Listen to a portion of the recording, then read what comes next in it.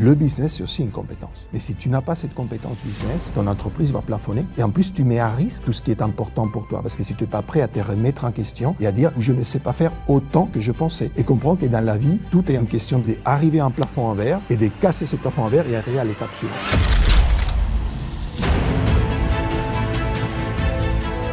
Donc, comment tu fais réellement et comment tu arrives à créer une structure où tu peux avoir justement cette entreprise qui permet d'avoir l'impact que tu peux avoir. Et si l'entreprise n'est pas solide, je ne peux pas créer cet impact-là. C'est impossible. Qu'est-ce que je dois faire pour arriver de là à là? Un, c'est comprendre que je ne suis pas assis sur une montagne des succès, je suis assis sur une montagne d'échecs. Donc, on va échouer. Et il faut être OK avec ça. C'est de prendre conscience que le meilleur est à venir. Le 90% de ton potentiel et tout ce que tu peux faire, c'est justement de l'autre côté de cette remise en question où je peux me construire, aller chercher en fait de la profondeur et dire quelle est ma prochaine étape, comment je peux faire les choses encore mieux. Soit on a des raisons, soit on a des excuses. Bonjour et bienvenue dans ce nouvel épisode du podcast Le Déclic. J'espère que vous allez bien et aujourd'hui, en très bonne compagnie, avec Ezequiel Terol Rivas. J'espère que tu vas bien. Absolument. Merci d'être là. Merci à toi pour l'invitation, Alec. Ça me fait extrêmement plaisir de t'avoir ici. Je vais rapidement te présenter, mais il y a énormément de sujets qu'on va pouvoir évoquer. On va parler de l'échec, du leadership. On va parler de l'industrie du coaching également. On va parler de Grant Cardone aussi. On va parler de plein de sujets. Tu es l'un des porte-voix du leadership transformationnel en francophonie depuis maintenant de nombreuses années. Également, tu es conférencier, coach, formateur, mentor. Tu incarnes une nouvelle façon de diriger où la performance ne se fait jamais au détriment de l'humain. C'est un sujet que je partage beaucoup et qui est extrêmement important, notamment pour celles et ceux qui nous écoutent. Tu as connu une première vie dans les télécoms, dans la tech, où tu occupais des postes de direction, notamment chez Microsoft et chez Oracle, avec des responsabilités sur 4 continents, 20 ans de carrière à très haut niveau. Tu te formes aux 4 coins du monde en coaching, à la psychologie positive, à la communication, le leadership, la vente. Tu crées ensuite Lead to Multiply, un cabinet qui accompagne aujourd'hui des dirigeants, des équipes et des organisations à se transformer de l'intérieur. Tu deviens également président de Maxwell Leadership Francophonie et tu formes chaque année des centaines de coachs et de leaders à travers le monde. Tu es le partenaire également de Grant Cardone pour lancer son contenu en francophonie dès 2025 et le fondateur de l'Institut francophone du leadership transformationnel, IFLT. Ta mission est de développer un leadership inspirant qui allie clarté stratégique, intelligence émotionnelle et puissance collective. Bienvenue Ezequiel sur Le Déclic. Merci. On va tout de suite démarrer, rentrer dans le vif du sujet. Il y a un vrai problème pour la plupart des dirigeants, c'est qu'ils pensent que tout est stratégie, tout est lié à des outils, des méthodologies, des tactiques, alors qu'en réalité, souvent, ça part de l'intérieur. C'est leur capacité à incarner leur vision, leur message, à avoir du leadership auprès de leurs équipes, auprès de leurs clients, auprès de leurs partenaires, et même sur leur marché au global. Comment faire rayonner justement tout ça? Pourquoi autant de chefs d'entreprise cherchent à gagner toujours plus d'argent sans jamais se remettre en question eux-mêmes directement et comprendre que leur meilleur levier, finalement, ce n'est pas des outils, ce n'est pas des leviers financiers ou autres, mais c'est eux, dans le fond. Oui. Écoute, je pense qu'il y a une très bonne question. Je pense qu'il y a un côté culturel, peut-être.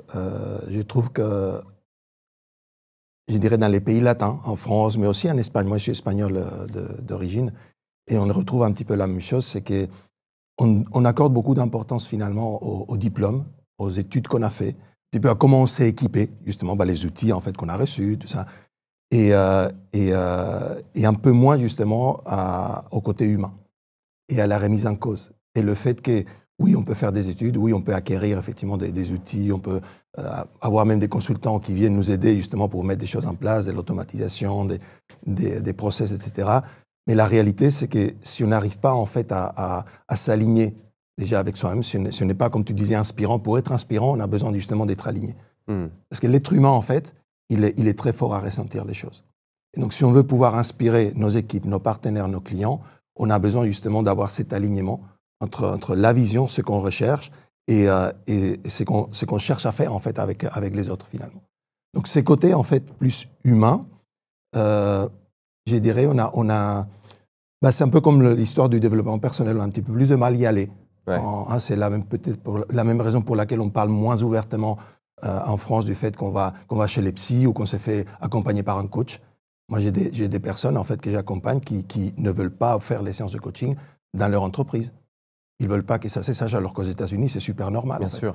En tant qu'entrepreneur, on donne l'exemple en tant que chef d'entreprise et on se fait coacher dans ses bureaux. Et c'est un signe justement je dirais des santé. C'est ça en fait. Qu'est-ce qui fait cette différence de mentalité selon toi entre tu vois, la vision aux États-Unis ou tout à l'heure en off, j'ai vu que tu avais le petit bracelet Tenix. Oui. Je t'ai dit, 2019, première conférence Tenix que je vois, c'est incroyable, il y a du feu, des flammes, c'est extraordinaire. Et la première chose que je me dis, c'est est-ce qu'un jour je pourrais faire ça en francophonie? Est-ce que les gens seraient prêts à accueillir ça? Et toi, tu étais encore à la précédente et la dernière peut-être d'ailleurs. Oui. C'est grandiose, c'est extraordinaire. Absolument. On le voit du coup dans une certaine forme de spectacle, mais c'est aussi du leadership parce qu'il véhicule un message, il rend possible des choses. Là, tu évoques le coaching. Tout le monde aurait besoin d'un coach. C'est pas moi qui le dis, c'est les plus grands. Bill Gates le dit, par exemple. Et pour autant, en France, par exemple, tu dis qu'on n'ose pas trop, encore plus quand il s'agit d'un psy. On pense que quand tu vas voir un psy, c'est que tu as des problèmes, alors qu'en réalité, c'est aussi pour travailler sur toi et t'améliorer. Absolument. Qu'est-ce qui fait que malheureusement, cette mentalité en France ou en francophonie nous empêche parfois de grandir? Écoute, qu'est-ce qui fait que ça nous empêche de grandir? C'est qu'on ne va pas justement accepter ou chercher ce dont on a besoin. Qu'est-ce qui fait qu'elle est là? C'est un petit peu plus compliqué. Je n'ai pas forcément la réponse, mais c'est vrai que on a une tendance, quand on parle justement des choses qui viennent des États-Unis, à quelque part un peu dédaigner ça, dire voilà, c'est un truc à l'américaine, c'est un show à l'américaine, c'est un leadership à l'américaine, c'est une façon de vendre à l'américaine. Et donc, à l'américaine, en fait, très rapidement, on met ces sauts-là. Et donc, c'est intéressant parce que moi, étant justement espagnol et ayant vécu le système français, on va dire, depuis 1998, quand je suis arrivé pour finir mes études et après tout le travail, j'ai pourtant, en fait, toujours été dans des sociétés anglo-saxonnes. Donc, en fait, j'ai toujours eu, en fait, quelque part, ces triangles des cultures et des visions entre le côté espagnol, en fait, donc encore plus latin du Sud, on va dire, le côté français qui est effectivement, je dirais presque le berceau, en fait, de la culture européenne, si on peut parler de ça. Effectivement, il y a une fierté aussi par rapport à ça. Et peut-être, de ces côtés-là, on peut trouver des choses, des explications. Et après, le côté anglo-saxon, le côté américain, qui est beaucoup plus pragmatique. Et donc j'ai été effectivement dans les sociétés où j'étais, une des premières sociétés chez Nortel, par exemple, mon M+2, en fait, c'était un Canadien, mais voilà, anglo-saxon. Et tout de suite, en fait, il m'a mis dans des postes, des responsabilités. Il m'a fait le représenter dans certaines réunions avec le comité, en fait, voilà, le board, en fait, de l'entreprise. Donc, il y a eu, en fait, il y a un côté pratique. On dit, voilà ce dont j'ai besoin, voilà la personne, voilà les ressources, voilà les compétences, et on fait que les choses se passent. Et en France, je pense qu'on se pose, peut-être qu'en Belgique aussi, j'ai vécu en Belgique pendant 2 ans aussi. Donc un petit peu moins, mais il y a ce côté peut-être, voilà, qu'est-ce qu'on va dire, qu'est-ce qu'on va faire, est-ce que, voilà, par rapport à ma position. Parce que quand cette personne qui était un expatrié, c'est N+2 que j'avais, est partie, mon N+1, il a tout de suite repris, en fait, tout ce qu'il m'avait donné comme privilège. Tu vois? Et donc, je pense que c'est un côté, voilà, on sait pas forcément remettre en question des choses parce qu'on pense que ça nous remet, nous, en question, ou notre compétence, ou notre valeur, alors qu'en réalité, il n'y a pas de remise en question de la valeur. C'est au contraire, c'est comment on améliore la valeur que je peux avoir, que je peux apporter pour mes équipes, pour mes clients, pour mes partenaires. Très intéressant. Je rebondis également sur un élément que tu as évoqué tout à l'heure. Tu parlais d'alignement. Oui. Être aligné, c'est extrêmement important. On le sait, toi et moi, dans le leadership, quand tu veux incarner un message, véhiculer quelque chose. Pour autant, c'est un terme qui est utilisé aujourd'hui partout. Parfois même un petit peu galvaudé, mal interprété, etc. Et pour beaucoup qui nous écoutent, ils ne savent pas vraiment ce que c'est quoi être aligné. Toi qui en as fait aussi un fer de lance dans tout ce que tu mets en place, est-ce que tu peux nous expliquer comment savoir quand réellement on fait la bonne chose ou quand réellement on est aligné? Oui. Alors, en fait, on sait quand on n'est pas aligné. D'accord. On sent ces vibrations à l'intérieur. Et je pense qu'être aligné, c'est vraiment, c'est pouvoir enlever son masque, finalement. C'est pouvoir être, on parle de leadership authentique. Donc, leadership authentique, c'est ça aussi, en fait, finalement. On a des valeurs. Et parfois, on pense que, parce qu'on est dans un monde corporate ou un monde de l'entreprise, il y a effectivement dans les entreprises, on parle justement de ces valeurs cœur, le core values de l'entreprise. Et on s'est dit, voilà, à l'entreprise, voilà les valeurs. chez moi, voilà les valeurs. Et en fait, John Maxwell, qui est donc mon mentor et mon associé, on fait un travail très fort pour parler justement du leadership transformationnel. Le leadership transformationnel, c'est un leadership qui est basé sur l'humain, qui est un leadership qu'on appelle des types serviteurs, c'est-à-dire que le leader se met au service de ses équipes pour ensemble accomplir la vision. Et c'est un leadership qui est basé sur des valeurs. Et du coup, il n'y a pas une obligation que les valeurs de l'entreprise soient les mêmes valeurs que mes valeurs personnelles, mais il ne peut pas y avoir en fait une opposition, un conflit entre les valeurs. Voilà. Donc être aligné, c'est ça. Hier, j'ai parlé avec un ami justement qui travaille chez Microsoft Espagne, en fait, à l'époque, Ibérica, qui a changé depuis, et me disait, écoute, aujourd'hui, je suis dans une entreprise où je me fais beaucoup d'argent, une entreprise de logiciels qu'on ne va pas mentionner. Je me fais beaucoup d'argent, mais j'ai l'impression d'être en train d'extorquer les clients. Parce qu'ils ont des pratiques commerciales un petit peu comme ça, et ben il va arrêter, quoi. Parce que c'est pas aligné en fait avec ses valeurs. Donc il a tenu, il me disait, écoute, je me fais beaucoup d'argent, mais là je peux plus parce que j'ai la boule au ventre à chaque fois que je vais voir un client. Et il a plus de 30 ans d'expérience commerciale, hein, donc c'est pas une question de dire il sait pas comment faire, mais il n'est pas aligné.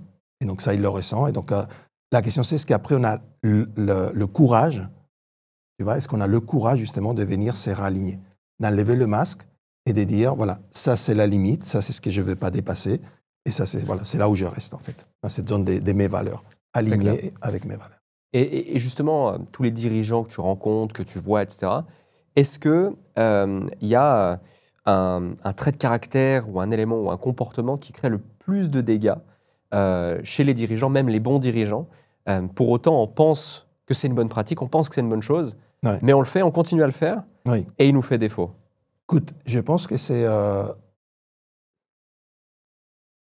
on pourrait dire, quand l'assurance sur soi, la confiance en soi, fait qu'on n'arrive pas à se remettre en question. On parle de la confiance. Un excès de confiance en soi, exactement. Et donc, effectivement, la confiance en soi, c'est important, mais on ne sait pas ce qu'on ne sait pas. Et donc, on sait qu'on a tous des angles morts, et si on n'est pas ouvert, effectivement, à accepter de recevoir un feedback par rapport à ces angles morts, se remettre en question. John Maxwell, en fait, il a été tellement conscient de ça qu'il a écrit un livre qui s'appelle, il y a quelques années, il s'appelle Leadership.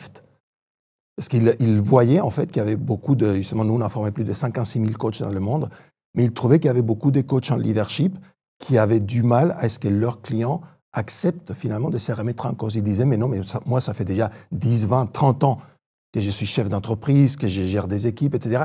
Qu'est-ce que je vais apprendre maintenant? C'est pour mes équipes. Et moi, je force, en fait, tous les dirigeants avec qui on travaille, ils doivent être dans la salle quand on fait des formations avec les équipes.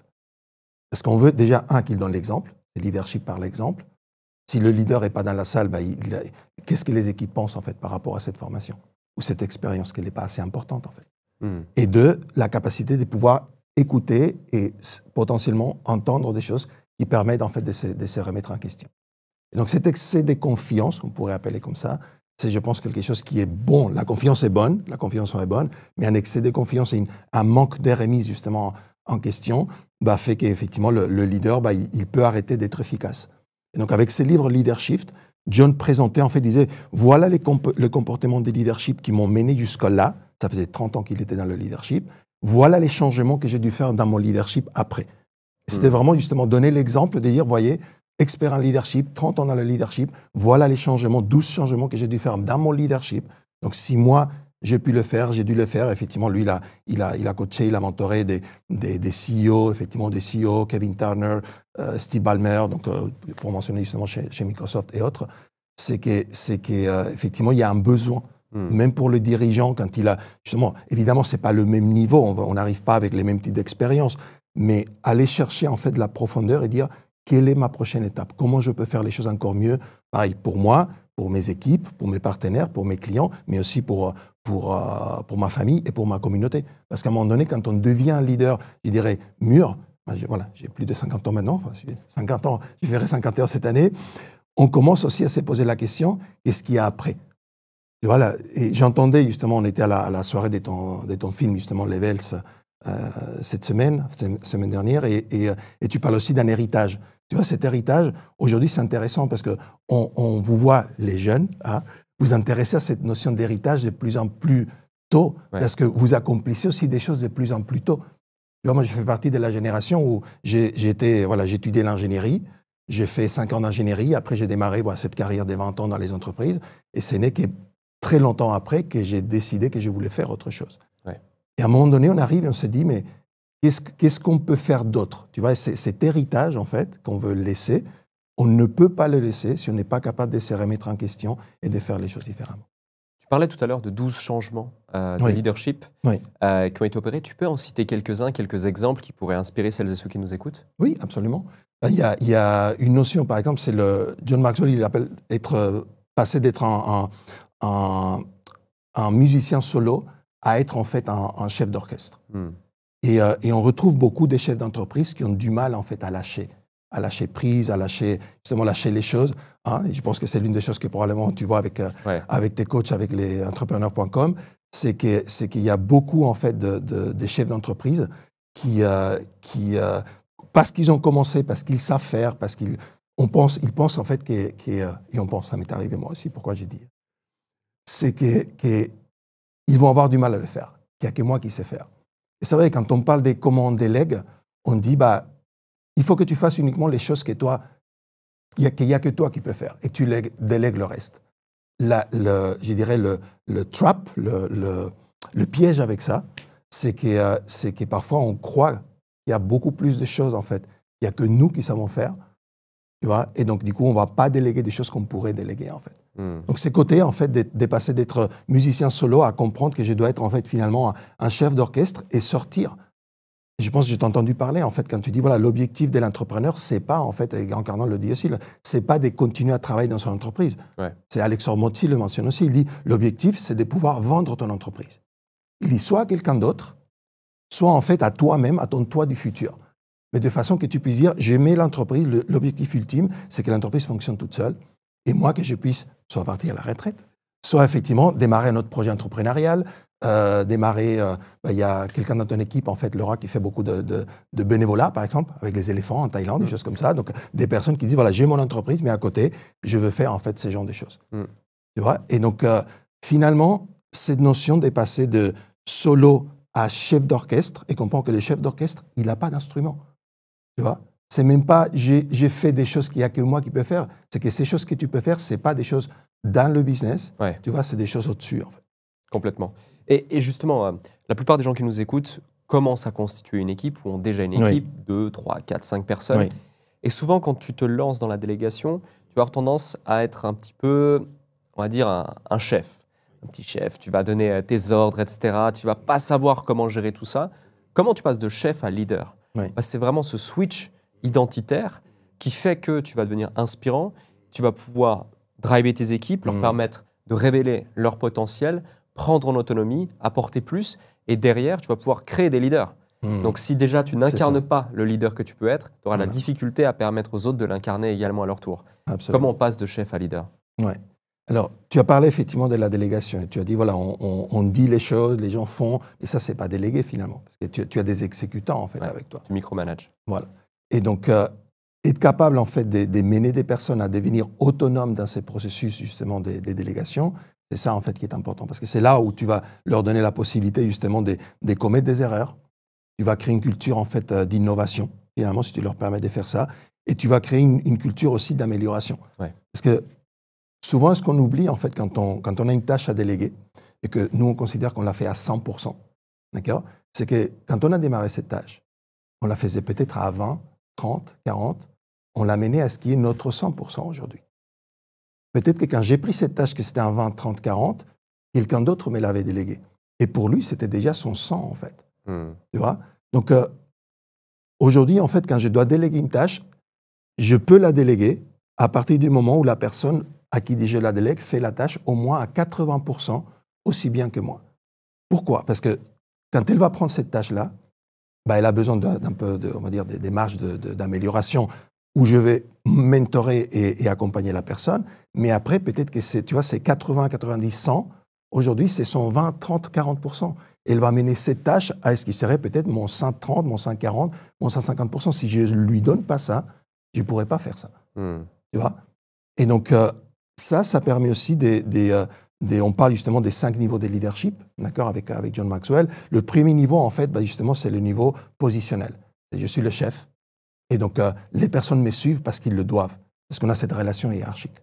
Le niveau 2, c'est le niveau de la permission. C'est basé sur la connexion. Je connecte avec les personnes. John Maxwell, dans la loi de la connexion, nous dit je connecte avec le cœur avant de demander de l'aide, avant de demander la main de la personne. Mais je connecte avec son cœur d'abord. Et ça me permet justement de passer au niveau 3, quand je demande la main, qui est le niveau production. Où là, en fait, je produis, mais je produis aussi avec mes équipes. Et là, je dois commencer à être chef d'orchestre. Et le niveau 4, c'est le niveau où je développe les personnes, où je commence à développer des leaders, comme tu disais. Alors, tu vois, et là, voilà, le côté chef d'orchestre devient encore plus important et on produit personnellement beaucoup moins parce qu'on produit au travers des personnes. Voilà. Si tu devais garder un seul élément, un seul ingrédient qui permet à un individu de devenir un leader, ce serait quoi? La remise en question. Okay. C'est être ouvert, en fait. Parce que je pense que dans toute formation, dans tout coaching, dans tout événement en fait, qu'on peut faire, ce qui va faire la différence, c'est qu'on laisse entrer. On laisse entrer cette chose qui va venir gratter à l'intérieur. Tu vois? Et souvent, parce qu'on met justement ces barrières, on entend des choses, et ce n'est que le jour où, en fait, je lève quelque part cette barrière, je laisse entrer cette chose qui, finalement, crée, en fait, je me sens vulnérable, en fait, par rapport à ce que j'ai pu faire, à ce que j'ai pu, tu vois, le rôle que j'ai. Tu vois, je parlais tout à l'heure de laisser tomber le masque, en fait.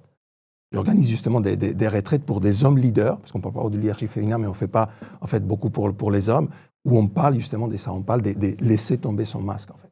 Et de vraiment être vulnérable, être capable justement d'aller chercher à l'intérieur qu'est-ce qui se passe, venir se rencontrer, se retrouver, s'aligner, en fait, et ensuite pouvoir repartir, re-aller vers l'extérieur avec cette puissance, justement. Donc la remise en question, pour moi, c'est la clé, être ouvert à ça. Le sujet de la vulnérabilité, ça a souvent été presque un conflit interne en moi. Je n'osais pas être vulnérable, je pensais que être vulnérable, c'est être faible, alors qu'en réalité, c'est presque tout l'inverse, voire c'est tout l'inverse. Et les feedbacks des gens, ne serait-ce qu'avec, t'en parlais, je me permets, le documentaire qu'on a sorti, Levels, est juste dingue. Il est sorti publiquement hier soir, on reçoit des centaines de messages depuis.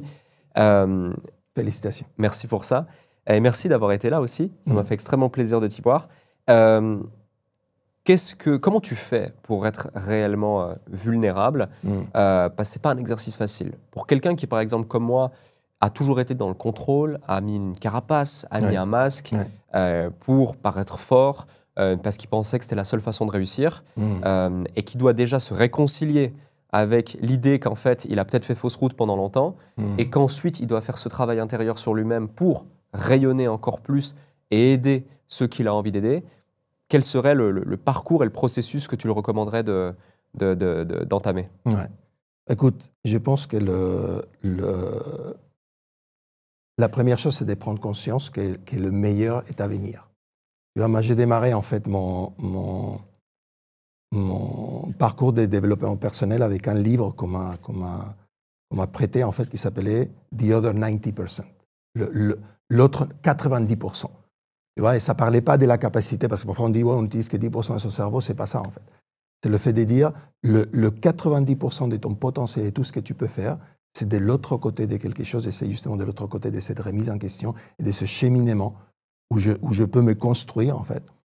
Et donc quand on commence à regarder un petit peu, à gratter et à comprendre d'où vient en fait nos façons de fonctionner, nos façons de penser, que le fait que les choses qu'on a accomplies aujourd'hui, en fait, c'est limité par des croyances qui nous ont été données parfois par nos parents, parfois par nos profs, parfois par les premières expériences en fait, qu'on a vécues dans la vie, et que finalement, ça a été des programmes, un peu comme des logiciels dans un ordinateur. Hein. Quand on est à un certain âge, nos parents, par exemple, nous ont dit, quand on allait au parc, on ne parle pas avec des inconnus.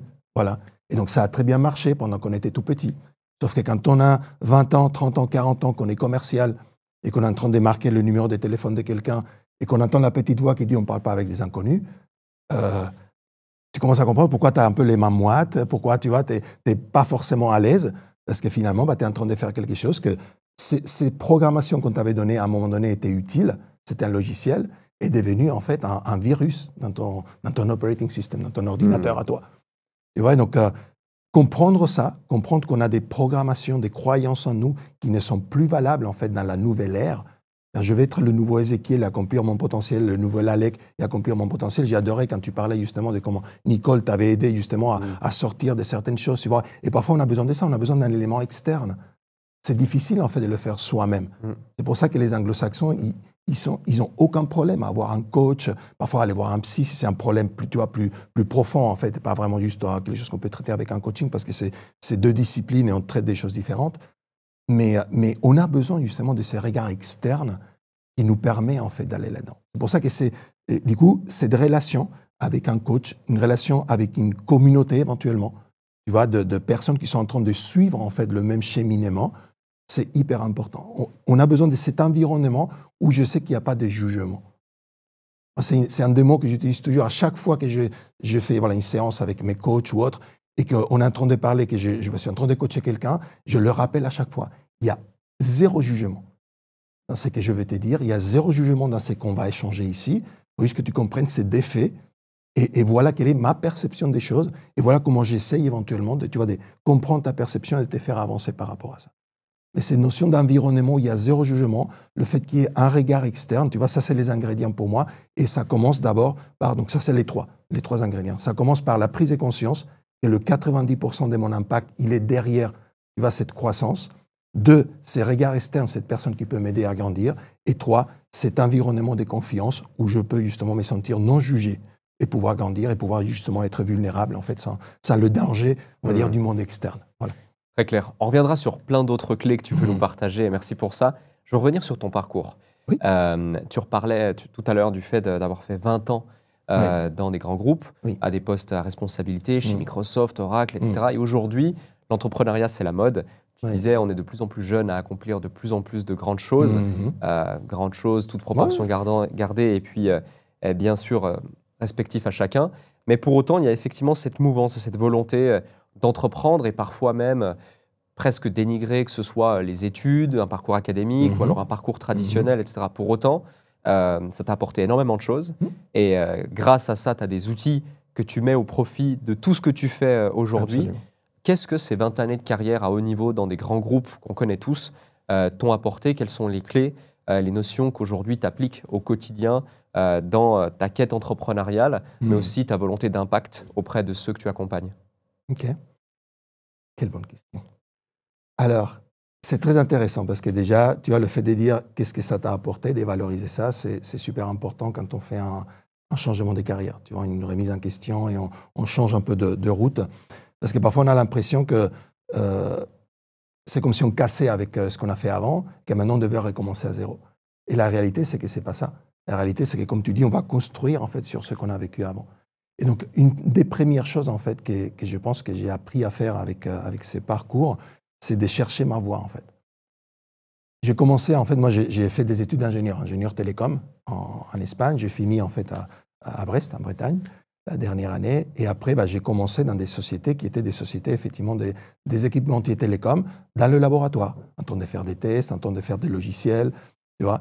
Et ça, c'était bien, mais ça finissait pas de m'aider à m'accomplir. Et du coup, j'ai pris, en fait, j'étais dans une société de consulting, en fait, des services, et j'ai fait une première mission, en fait, d'ingénieur avant-vente. Et là, ça a tout changé.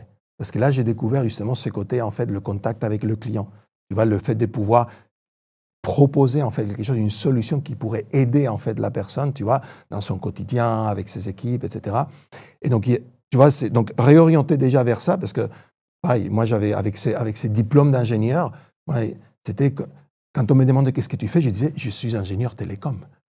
C'était pas l'entreprise, c'était pas, j'étais ingénieur, c'est le diplôme, en fait, qui primait. Voilà, c'était comme un statut, en fait.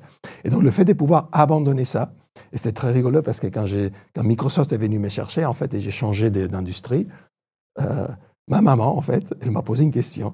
Elle m'a dit, mais explique-moi ce que tu fais. Donc, je lui raconte un peu ce que c'était Microsoft. Elle m'a dit, mais tu ne travailles plus, en fait, des trucs pour lesquels tu as étudié la pensée. Ce n'est pas ton truc, là. Mais tu ne travailles pas de ton truc. Je dis, non, maman, mais tu sais, on évolue, en fait. Et donc, on a des études, voilà, et après, on est des ingénieurs plus ou moins généralistes, et après, on évolue. Donc ça, c'était en fait une première chose que ça m'a appris, c'est vraiment le fait d'aller chercher, tu vois, en fonction de ce que je ressentais, un peu, c'est raligner petit à petit, tu vois, on va dire, suivre, en fait, cette boussole. Le deuxième aspect qui m'a énormément aidé, c'est justement d'avoir une approche des affaires à l'international, avec des grands groupes, en fait, négocier des grands contrats, comprendre, en fait, moi j'étais toujours en fait dans des rôles à l'international, dans ce qu'on appelle les European Headquarters, donc vraiment je dirais, c'était pas la maison mère qui était aux États-Unis, mais c'était quelque part une filiale, en fait, régionale, pour ainsi dire. Et donc, j'avais en fait la mission de travailler dans les différents rôles que j'avais, de travailler avec les pays, avec les responsables, en fait, marketing, les DG, des différents marchés dans le pays, et comprendre quelle était la réalité du pays, quelles étaient les priorités du pays, comprendre les priorités, en fait, de la maison mère aux États-Unis, et venir, en fait, créer des initiatives ici avec les pays, aller demander des ressources aux États-Unis, tu vois, pour voilà, du budget, des personnes, etc. Et donc, vraiment faire tout marcher. Les priorités du terrain, les besoins du terrain avec les priorités, en fait, des headquarters. Et ça m'a énormément aidé. Tu sais qu'aujourd'hui, je suis effectivement partenaire des John Maxwell et des Grant Cardone dans la francophonie. Et donc, les aider, tu vois, à comprendre cette vision terrain, tu vas aller faire ce qu'on a besoin dans le terrain et leur apporter de la valeur après. Et une chose toute bête, tu sais, la France, c'est le pays, en fait, le plus réglementé au niveau de la formation professionnelle. Tu vois, quand j'ai expliqué à John Maxwell et ses équipes, en fait, qu'on ne pouvait pas juste vendre une certification en France comme on fait aux États-Unis, où on vendait la certification, après les gens venaient à un événement de 3 jours, et finalement, tu vois, ils étaient certifiés. Tu vois qu'on ne vérifiait pas beaucoup des choses, c'était pas possible ici. Donc, on a dû aller effectivement dans le processus des Calliope, je ne sais pas si tu connais le Calliope en France, voilà.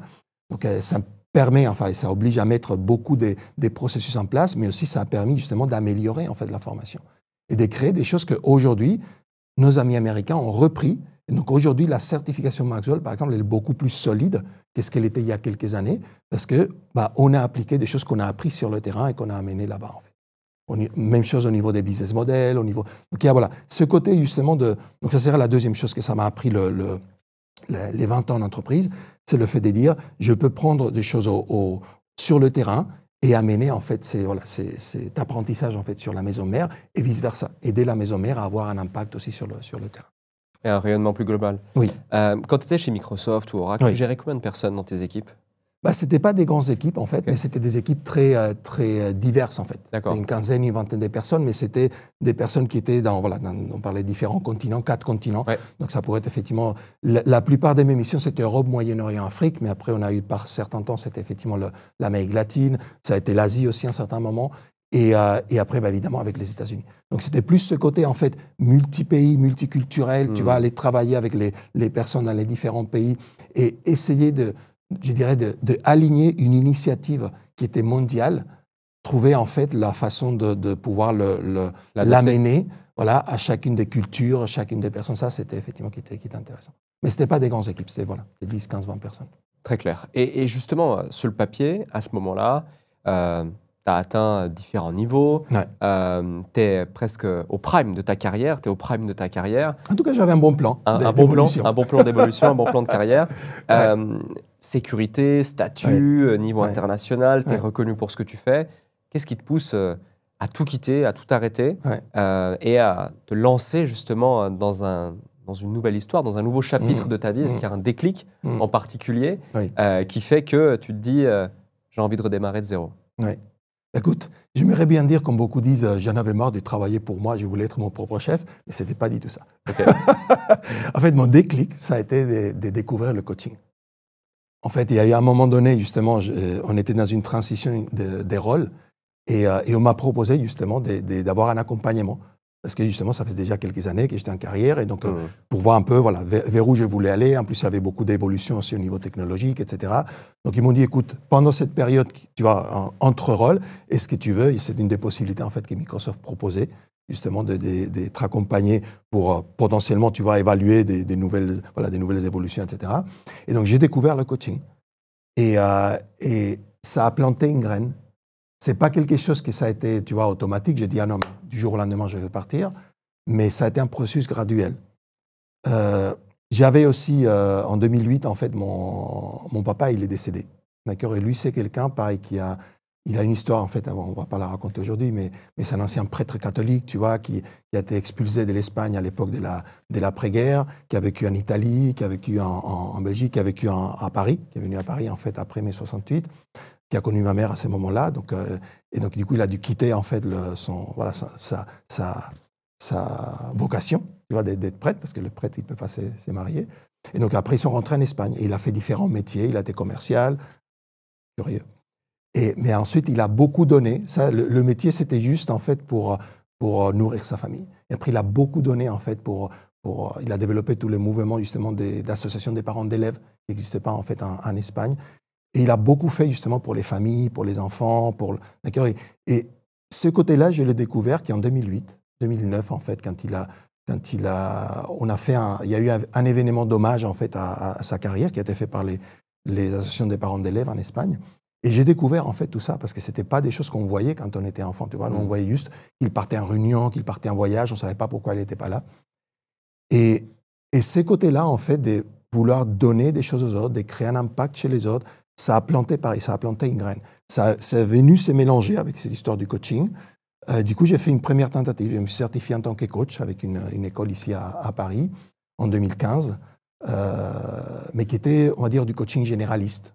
Il n'y avait pas d'outils pour développer le business. C'était vraiment, ça m'a donné une très bonne posture de coach et je suis très content d'avoir fait ça. Mais il n'y avait pas justement le côté entrepreneurial, en fait, dont on parlait. Donc, il y avait des personnes qui sortaient là-bas qui pensaient qu'ils allaient créer une page web et les gens, ils allaient tomber, tu vois, dans la page web, ils allaient prendre des séances de coaching, quoi. Un peu comme si tu ouvres une boutique et il y a les gens qui passent devant la porte. Très souvent le cas. Hein. Très souvent le cas, absolument. Mais donc ça, en fait, voilà. Donc mon déclic, ça a été ça. C'était, je dirais, le décès de mon papa et la prise de conscience de ce qu'il avait fait au-delà, tu vois, de ce qu'il devait faire, comment il avait donné aux autres. La découverte du coaching, et je me rends compte que je peux aider les autres avec quelque chose d'autre que les solutions technologiques, parce que jusqu'à ce moment-là, mon besoin d'aider les autres, c'était la technique. J'étais ingénieur télécom, après informatique, donc voilà, c'était le côté technique, le cloud, tout ça, c'était des mots à la mode, hein, et ça a aidé effectivement les entreprises, hein, et c'était d'ailleurs la vision de Microsoft, donc j'étais très aligné en fait avec la vision de Microsoft, parce que ça résonnait avec ma vision interne d'aider les autres. Donc il y a eu ce passage en fait du coaching. Ensuite, j'ai dû me chercher un peu parce que quand j'ai commencé, si tu veux, les 6 premiers mois, je ne savais pas quel type de coaching je voulais faire. Ouais. Comme j'aimais beaucoup justement les sports, le bien-être et tout ça, j'ai commencé à me dire, peut-être, tu vois, dans le bien-être, j'ai même testé des produits à l'aloe vera, des choses comme ça. Bon, au bout des 6 mois, je me suis dit, c'est pas du tout ça. Et c'est là, en fait, où j'ai rencontré John Maxwell. Justement, qui est donc, voilà, les leaders dans tout ce qui est le matériel de formation de coaching en leadership. Tu vois, il a écrit plus d'une centaine de livres, il a vendu plus de 36 millions de copies dans le monde. Est-ce que pour les livres sérieux, on va dire, c'est beaucoup. Énorme. Hein, pas à côté des Harry Potter, j'imagine, mais pour des livres, effectivement, voilà, des leadership, communication, développement personnel, c'est énorme. Donc c'était il y a 10 ans. Et ça, c'était en 2016, je me suis certifié avec lui. Voilà. J'ai démarré mon business en parallèle, en fait. Et ça, c'est aussi quelque chose, justement, que je recommande à tous nos coachs. Quand ils arrivent, ils ont déjà un métier, ils se certifient et ils veulent quitter dès le lendemain de la certification. J'ai dit, écoute, tu vas vivre de quoi? C'est quoi aujourd'hui? C'est quoi ton plan? Et donc, la réalité, c'est qu'on peut faire les deux. En parler en France, on a la chance de pouvoir faire ça, sauf s'il y a une incompatibilité bizarre. Mais si tu fais pas de la concurrence déloyale et que tu es effectivement, tu respectes en fait le contrat que tu as avec ton employeur, tu peux démarrer une activité à côté. Il y a ce côté en plus micro-entreprise où tu peux générer jusqu'à 72 000 € par an pour un coach qui démarre, c'est très bien. Si en plus c'est du bonus par rapport au salaire que j'ai à côté. Et c'est comme ça que j'ai démarré. Auto-entrepreneur, ça s'appelait à l'époque. À côté de mon rôle de directeur commercial chez Microsoft, je faisais des coachings, des formations, parfois avec mes collègues, parfois avec d'autres personnes que je connaissais un peu dans mon cercle, tu vois, des partenaires, des clients, etc. Et à un moment donné, j'ai vu que ça bloquait. Et donc, le dernier déclic qui m'a finalement lancé, ça a été le fait de dire, OK, je dois arrêter ma carrière professionnelle dans l'informatique. À ce moment-là, j'étais passé chez Oracle. Ça faisait 2 ans. Et là, je me suis dit, je me lance à 100% dans l'entrepreneuriat. Mais j'avais déjà effectivement une entreprise qui fonctionnait. Bon, mais si j'étais solopreneur, ce n'était pas une grande entreprise, mais j'ai généré effectivement déjà un revenu qui était... Nous, la formule qu'on donne, c'est il faut que tu aies dans ton compte en banque entre 6 et 12 mois d'argent de côté de ce que tu as besoin pour ton niveau de vie aujourd'hui. D'accord? Comme ça, le jour où tu quittes, tu n'es pas dans le stress. Et il faut que tu génères avec ton activité des coachs, des formations, au moins un tiers c'est ce que tu génères déjà avec ton salaire, avec ton job actuel. Parce que ça veut dire que tu as des clients, que tu as un pipe des projets et que donc tu es lancé vraiment. Et avec ces deux paramètres-là, effectivement, là, tu es plus safe pour te lancer. Tu diminues le risque. Voilà, absolument. Donc, premier déclic, tu trouves ta voie par ce parcours et cette prise de conscience. Tu te dis, j'ai envie d'impacter moi aussi. Deuxième déclic, tu trouves l'outil qui va te permettre de réaliser cette voie. Et troisième déclic, tu prends conscience que tu n'y arriveras que si tu es pleinement focus et engagé dans cet élément. Donc, tu oses prendre ce risque. Tu évoquais rapidement tout à l'heure que beaucoup de gens, quand ils vont faire une certification, que ce soit dans le coaching ou dans autre chose, vont tout de suite vouloir tout quitter et se dire, de toute façon, je crée un site, une page, un truc, et j'aurai des clients qui vont toquer à ma porte. On sait, toi et moi, c'est pas du tout le cas. Quels sont peut-être les 2, 3, 4 conseils que tu partagerais à quelqu'un qui est dans cette situation, qui vient d'apprendre une nouvelle compétence, qui a envie de se lancer, mais qui ne sait pas trop comment faire, et qui pense qu'en fait, c'est facile, c'est rapide, c'est simple, et que les gens l'attendent? Écoute, déjà, prendre conscience que ça ne l'est pas. et qu'il faut avoir un plan. Et donc, ces plans, il doit être écrit. Et donc, je pense que c'est aussi important de, quelque part, savoir où on met les pieds. Donc, quand on s'est fait certifier, quand on travaille avec des personnes en fait, qui vont nous mener, finalement, c'est des mentors en fait, qui nous mènent quelque part, il faut avoir justement un œil un peu critique et comprendre en fait, où est-ce que ces personnes veulent nous mener et si effectivement, c'est là où je veux aller. Et donc, quand je regarde, je te disais, la première certification de coaching que j'ai fait, elle m'a beaucoup aidé d'un point de vue posture, mais elle ne m'a pas du tout aidé pour développer mon business. Sur 9 mois de formation, je pense qu'on a eu 2-3 heures un matin dans un des ateliers en présentiel où on nous a parlé de comment parler de notre activité de coaching si on allait dans une réunion, tu vois, des réseautages. C'est un petit peu léger, en fait, comme un peu léger. Très léger. Pour développer, voilà. Donc, je pense que ce qui est important quand on va démarrer un parcours, justement, et qu'on veut changer, c'est d'être certain que, oui, il y a le côté compétence, mais le business, c'est aussi une compétence. Tu vois, et moi, ce que j'adore de ce que vous faites justement chez entrepreneur.com, c'est que vous aidez, en fait, les chefs d'entreprise à développer, en fait, cette compétence, tu vois, du business. Et parfois, ce qu'on disait tout à l'heure, est-ce que je suis vulnérable ou pas? Écoute, c'est pas parce que tu as été le premier à avoir une idée.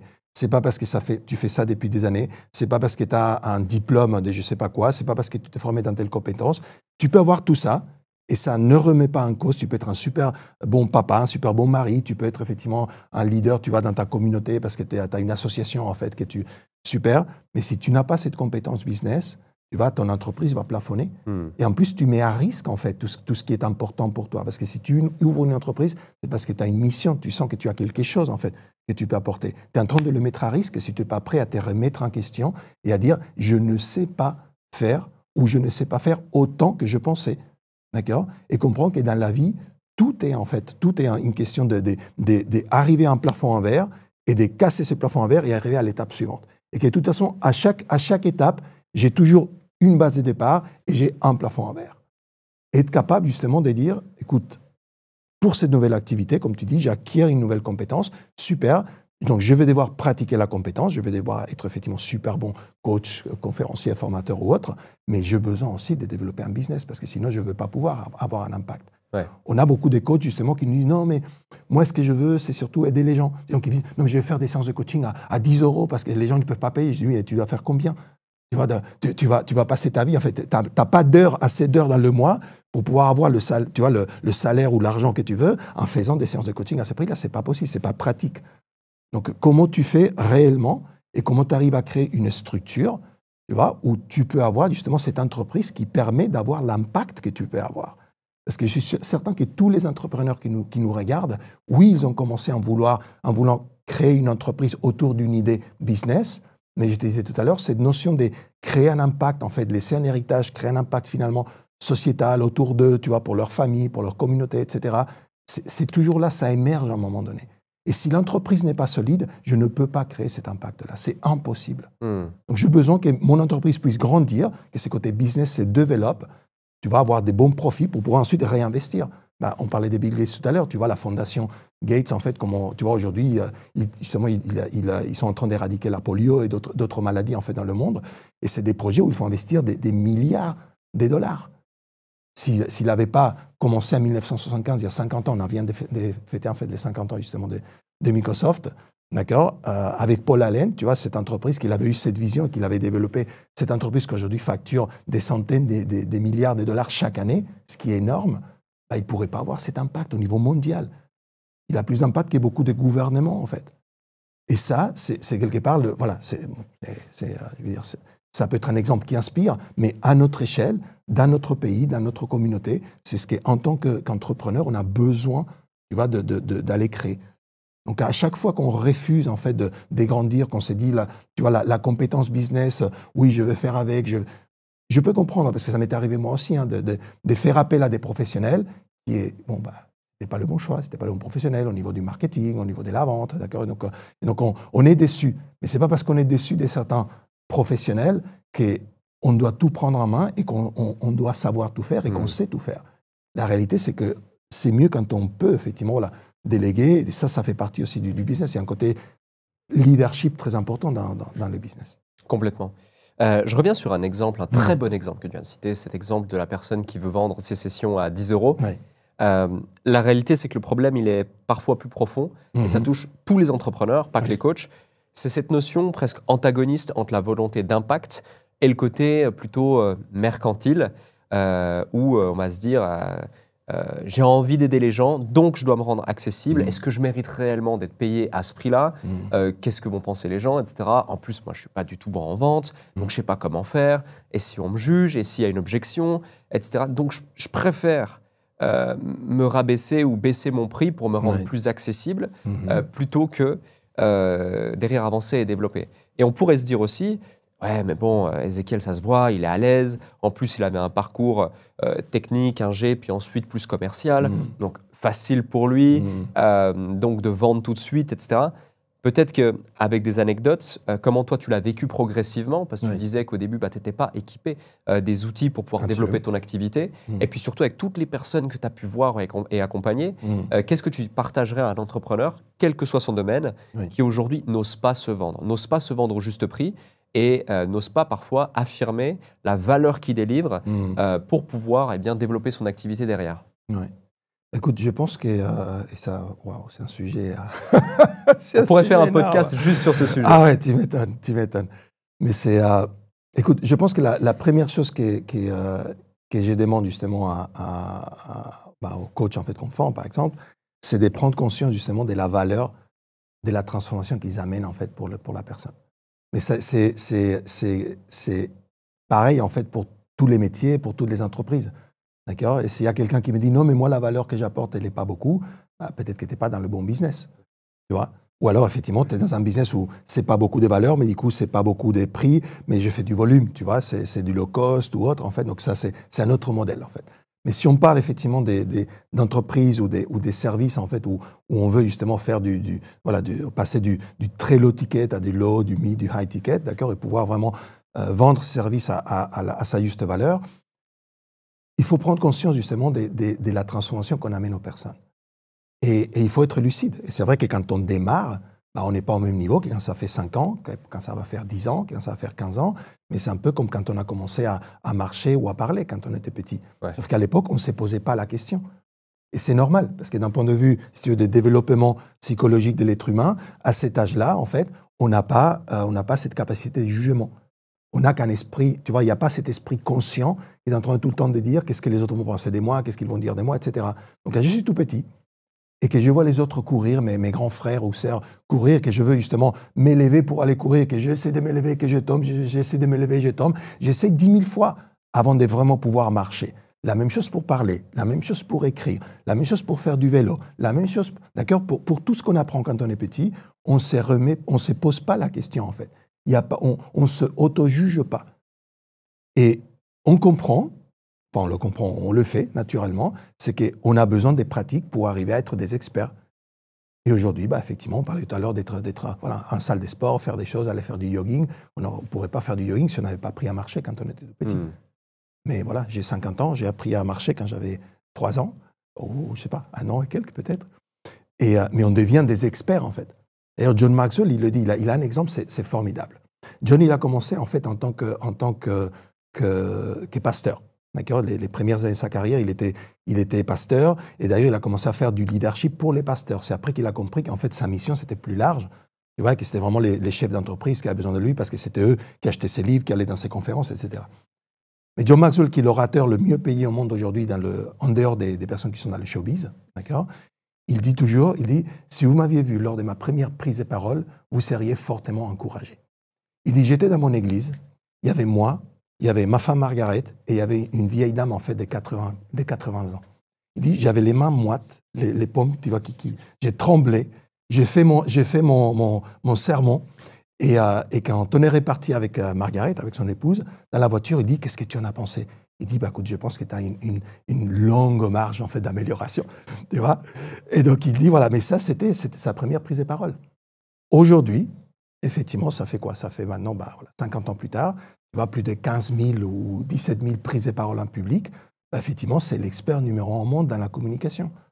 Et donc, effectivement, il peut se faire payer des centaines de milliers de dollars parce que quand il fait une formation pour une entreprise, bah, il impacte beaucoup plus qu'il impactait au début. Donc, qu'est-ce que je dois faire pour arriver de là à là? C'est comprendre que John, comme il dit, je ne suis pas assis sur une montagne des succès, je suis assis sur une montagne d'échecs. Donc, on va échouer. Et il faut être OK avec ça. Donc, la première chose, c'est OK, je démarre dans quelque chose, je dois être OK avec le fait d'échouer. Mais je dois être aussi OK avec le fait qu'au fur et à mesure que je pratique, je deviens meilleur. Au fur et à mesure que je deviens meilleur, je donne plus de valeur. Et si je donne plus de valeur, d'accord, je dois pouvoir faire payer plus. Tu vois, donc, nous, effectivement, les coachs, quand on les forme en fait côté Maxwell, on a du matériel et il y a une des façons de faire, c'est un petit peu le fait de dire, voilà, c'est le try and buy. D'accord? C'est comme quand tu vas dans un supermarché, on te donne des petites saucisses à goûter, si ça te plaît, voilà, tu peux acheter. Et il y a certains coachs qui démarrent dans ça et malheureusement, ils restent, en fait, tu vois, ils vont faire des webinaires ou ils vont faire, tu vois, on appelle ça des lunch and learn, des petites conférences, tu vois, gratuitement pour faire comprendre, en fait, comment, voilà, l'impact qu'ils peuvent avoir. Mais derrière ça, c'est tout de suite, je fais un upsell. Tu vois, je donne quelque chose pour montrer la valeur, mais je dois faire un upsell. Il y en a beaucoup, ils restent là. Ils restent au gratuit, au gratuit, au gratuit, au gratuit. Et en plus, ils parlent du gratuit, ils ne parlent même pas de quelque chose qui est offert. Et je leur dis, mais c'est hyper important les mots. Tu ne fais pas du gratuit, tu fais quelque chose que tu offres. C'est offert, mais ça a une valeur. Et je leur demande en fait d'envoyer une facture, par exemple, au client. Je veux que tu envoies une facture au client. Et si cette conférence, dans un an, tu penses que tu vas la valoriser à, j'en sais rien, cette séance à 100, 200, 500, 1000, 3000 euros, je veux que tu envoies une facture où il y a marqué 3000 euros, rayé 100% des remises offertes pour telle entreprise, pour telle raison. Tu vois, mais ça, c'est un changement en fait dans le mindset et il faut aller le chasser en fait, à chaque étape. C'est aujourd'hui quelque chose en plus qu'on a pendant longtemps pas forcément mis en avant. Là, ça me fait penser à une anecdote. Il y a un jardinier aux États-Unis qui allait toquer à la porte des gens, qui voyaient un potentiel dans un jardin, qui lui disait « Est-ce que je peux faire votre jardin complètement gratuitement? La seule condition, c'est que je le filme. » Du coup, il l'a fait une fois, 2 fois, 3 fois, 4 fois. C'est devenu viral sur les réseaux. Et aujourd'hui, il a complètement explosé ses demandes justement de jardins et de création d'environnements paysagers. J'ai envie de rebondir sur un sujet intéressant, c'est que tu parles de John Maxwell, tu as parlé aussi de Grant Cardone, c'est des grands noms. Tous les deux ont une carrière juste énorme, ils inspirent des milliers, si ce n'est pas des millions de personnes. Tous les deux, ça fait des dizaines d'années qu'ils font ce qu'ils font. Toi, tu rencontres John Maxwell, du coup, il y a environ 9 ans. À la base, tu es simplement client de l'un de ses programmes. Aujourd'hui, tu es partenaire. Tu fais rayonner son message dans la francophonie. J'imagine que c'est passé plus ou moins la même chose avec Grant Cardone. Tu l'as découvert un jour et aujourd'hui, tu es partenaire et le but, c'est que tu fasses rayonner son message dans la francophonie. C'est ça. Donc, il y a une vraie notion de networking, de réseau, de compréhension aussi de l'humain ici. Comment on passe d'un simple client, si je puis me permettre, où tu découvres une méthodologie, tu te dis « waouh, c'est ultra puissant, il y a du potentiel » et tu vas progressivement monter les échelons finalement, comme dans une carrière d'une boîte traditionnelle, pour te rapprocher progressivement du leadership et du management de cette méthodologie pour pouvoir bien la transmettre. Écoute, ça passe par investir en soi. Donc, comme moi, je suis client de Maxwell, j'ai investi dans la certification Maxwell. J'ai commencé à travailler avec ça. Et donc, justement, l'histoire de la rencontre et du démarrage du partenariat, c'est donc j'ai décidé de démissionner voilà, mon poste en fait directeur commercial chez Oracle. Donc, je démissionne un lundi. Le mardi, je prends l'avion pour aller aux US à Orlando pour la conférence Maxwell. Ah oui, direct. Et le mercredi, je retrouve en fait, donc je rencontre le cofondateur de la John Maxwell Team, qui s'appelait Paul Martinelli. Et je lui dis, voilà Paul, jusqu'à maintenant, j'ai travaillé avec des boîtes qui étaient anglo-saxonnes, tu vois, en France. Là, j'ai quitté mon job, je vais lancer mon business. J'ai un plan de 18 mois pour récupérer, tu vois, le niveau des salaires que j'avais chez Oracle, chez Microsoft, etc. Et je dis, voilà, j'ai besoin de traduire un peu de contenu. Est-ce que j'ai la permission? Ça a commencé comme ça. Est-ce que j'ai la permission de traduire un peu de contenu en français? Et le mec me regarde comme ça, il met sa main sur mon épaule et il me dit, tu sais, Ezekiel, on cherche un leader qui puisse amener tout le contenu de John dans la francophonie. Il met sa main comme ça, il me dit, est-ce que ça serait toi? Et là, tu vois, tu sens son regard dans les yeux. Et tu es là comme ça, tu dis, écoute, commence à sentir, tu vois, un truc, parce que, tu vois, un mélange d'excitation et de dire, mais attends, mais c'est pas ça mon projet, tu vois. C'est là, quand même, quand tu as finalement le courage de dire, je démissionne pour tu vas continuer à développer mon entreprise, tu as ton plan à 18 mois, tu veux absolument que ce plan fonctionne. Et là, ça m'a pris un mois, 30 jours, pour décider effectivement que je voulais accepter ce partenariat-là. Et d'aller parler avec les différents mentors. J'ai aussi fait, pendant ces 30 jours, j'ai fait en fait un voyage au Costa Rica. En fait, on fait des avec John Maxwell, il y a une fondation aussi, comme Bill Gates. Lui, il travaille en fait dans la transformation des pays. Et donc, c'est basé sur des contenus, des valeurs que la fondation est là. Et ils aident à créer du changement sociétal. Et donc, on est allé pendant ces 30 jours, je suis allé au Costa Rica pour un de ces voyages où les coachs Maxwell peuvent aller pour former des personnes à cette méthodologie. Et là, j'ai vu en fait aussi la vision. Tu vois? Et donc, ce qui m'a permis justement de dire, OK, j'y vais, c'est ça en fait. C'est finalement, tu vas s'aligner parce que tu dois t'aligner avec la vision de quelqu'un d'autre. Bien sûr. Tu as ta vision personnelle, mais tu t'es dit pendant un temps, pendant des mois, mais là plutôt des années, parce que le projet qu'il me propose, c'est pour des années, il faut que je sois aligné avec la vision. Donc, voilà. Donc, je me suis aligné, j'ai dit, OK, on y va. Mais bon, c'est un deal à l'américaine. Hein. Tu as accès au truc, tu traduis, tu fais tout l'investissement, traduction, enfin, je ne suis pas salarié de Maxwell, hein, donc tu fais tout l'investissement en marketing, en vente, traduction, voilà, tu trouves l'équipe des mentors qui après ils vont valider, etc. Et après, quand tu commences à générer du revenu, tu envoies des royalties. C'est un peu le principe. En tout cas, comme il faisait à l'époque. Et donc là, voilà. Donc pendant des années, j'ai fait ça. À un moment donné, j'ai compris que justement les coachs Maxwell et les coachs conformés, ils avaient du mal avec le côté business. Et je me suis dit, bon, certains, on arrive, parce qu'on a une méthode Maxwell de développement des affaires quand même, à l'intérieur de la certification, mais qui aide en fait à démarrer le business. Mais après, on en avait qui démarraient le business, mais ils avaient besoin d'escaler. Et ce côté scaling, en fait, ça n'existe pas. Et donc, j'ai regardé.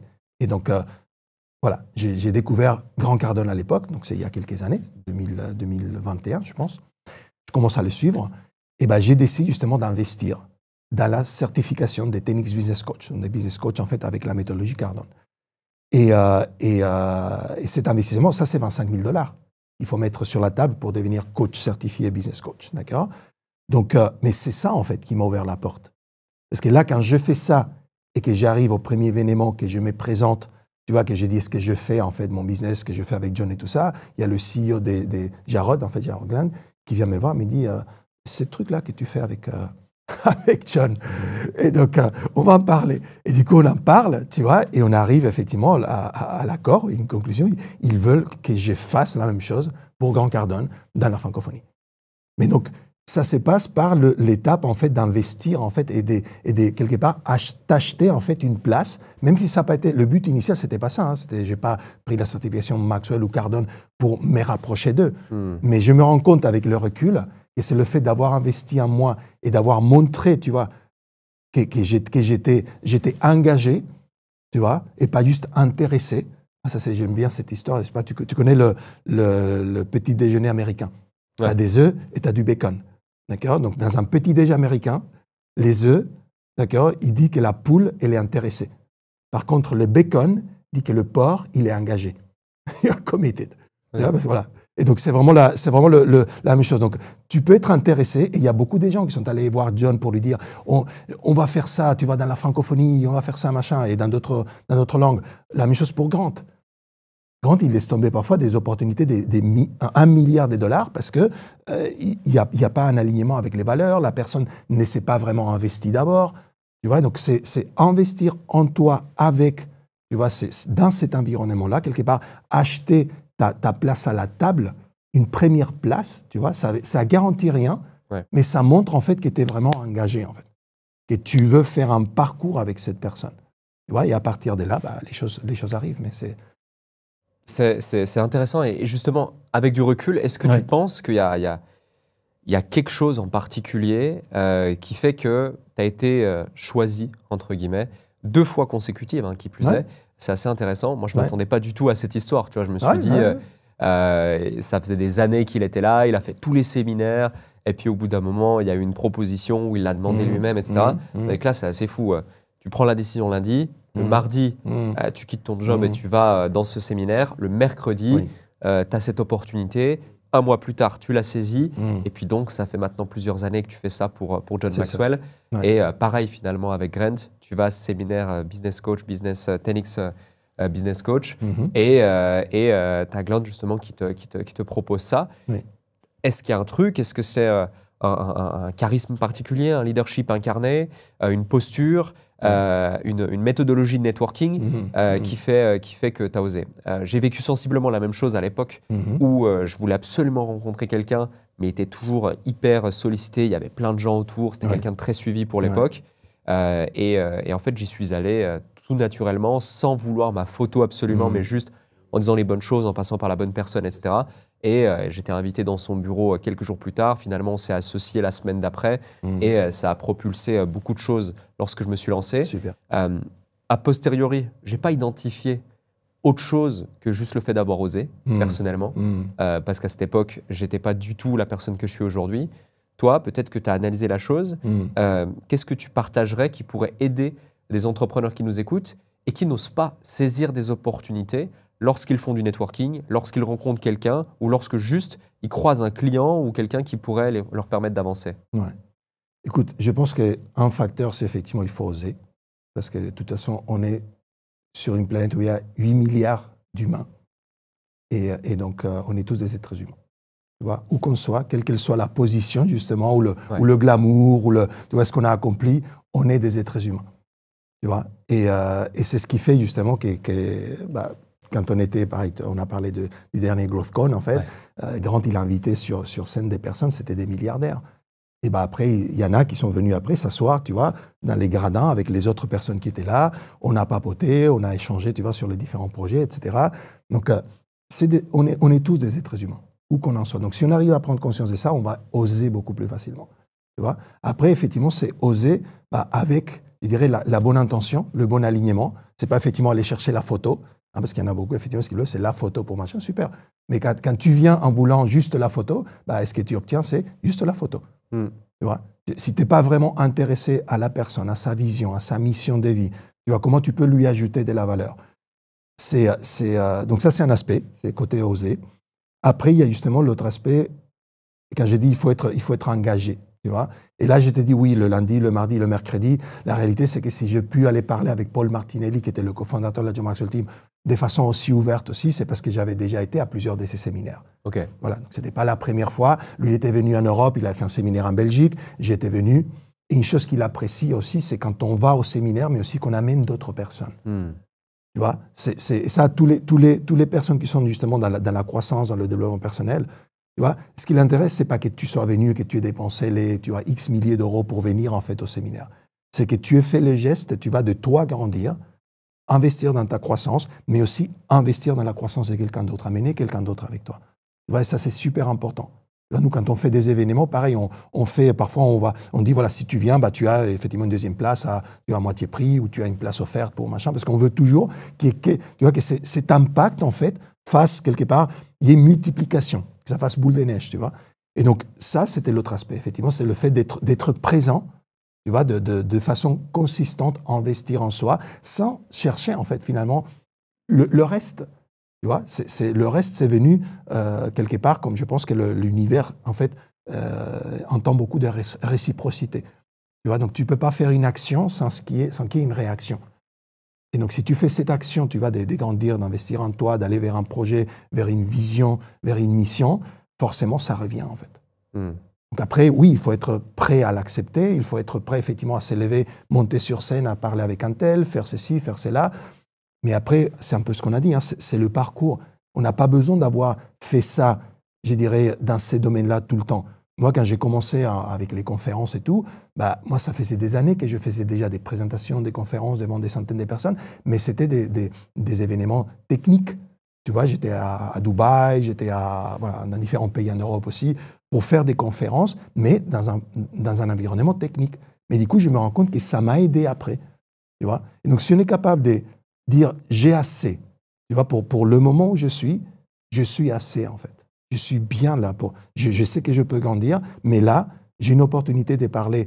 Quelqu'un te voit dans la rue, de parler avec Alec et de m'intéresser à lui, à sa mission, de lui parler justement de ce que j'ai vu en fait sur les réseaux qu'il fait, et éventuellement de lui parler de ce que je fais et de pouvoir voir. Peut-être qu'il y a des synergies qui vont émerger, mais on ne sait pas.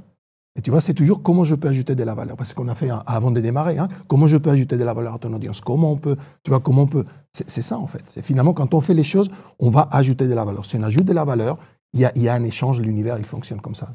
Pour moi, c'est certain. Donc, oser, investir en soi et croire justement dans cette notion d'ajouter de la valeur aux autres sans forcément attendre en retour. Un autre élément, c'est le réseau. Tu as un grand réseau aujourd'hui et tu aimes connecter, tu aimes l'humain, ça se sent, ça se voit.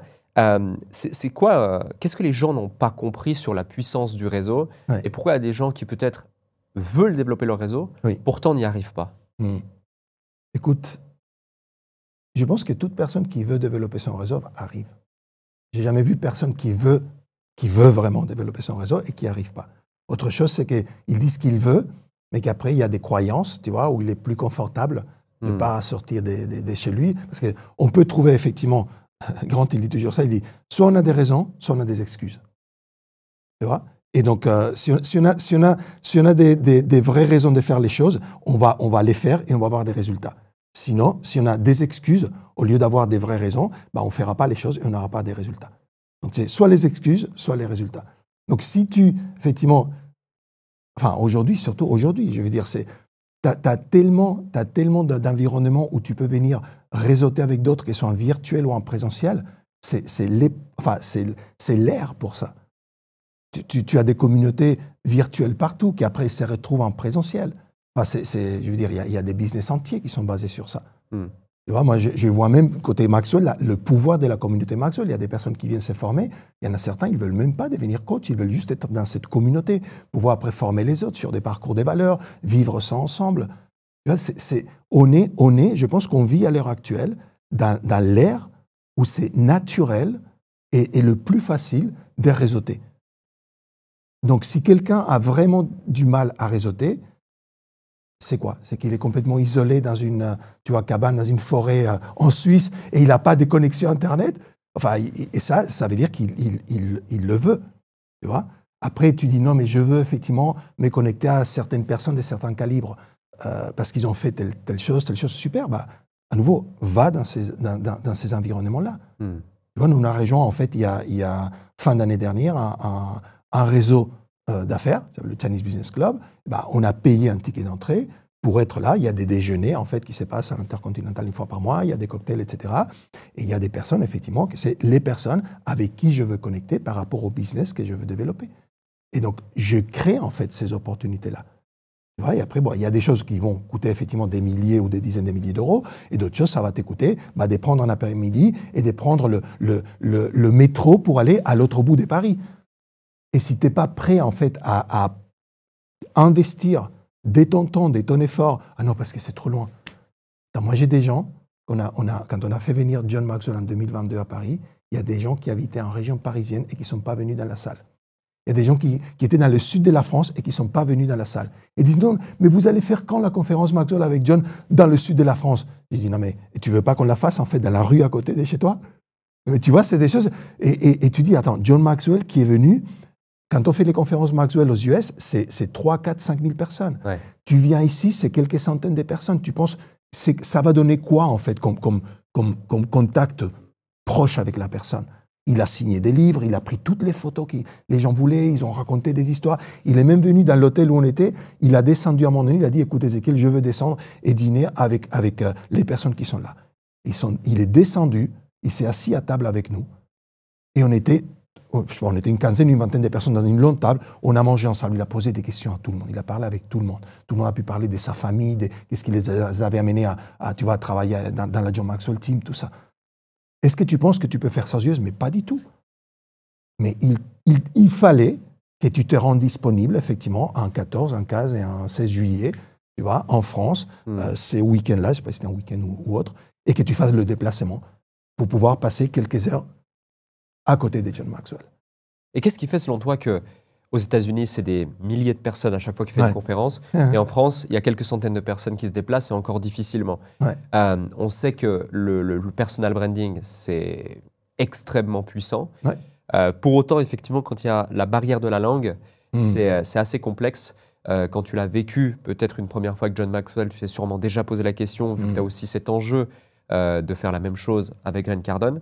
Or, je ne sais pas si tu as prévu de le faire venir un jour en France. En tout cas, si c'est le cas, dis-le-moi parce que je serai là. Mais en tout cas, il y a quand même un vrai enjeu, ne serait-ce que de la langue, la barrière de la langue. Nous, on le voit, on accompagne plus d'1 millier d'entrepreneurs par an, d'entrepreneurs TPE, PME, chefs d'entreprise, qui ont déjà des boîtes, qui font du chiffre d'affaires jusqu'à plusieurs millions, voire dizaines de millions.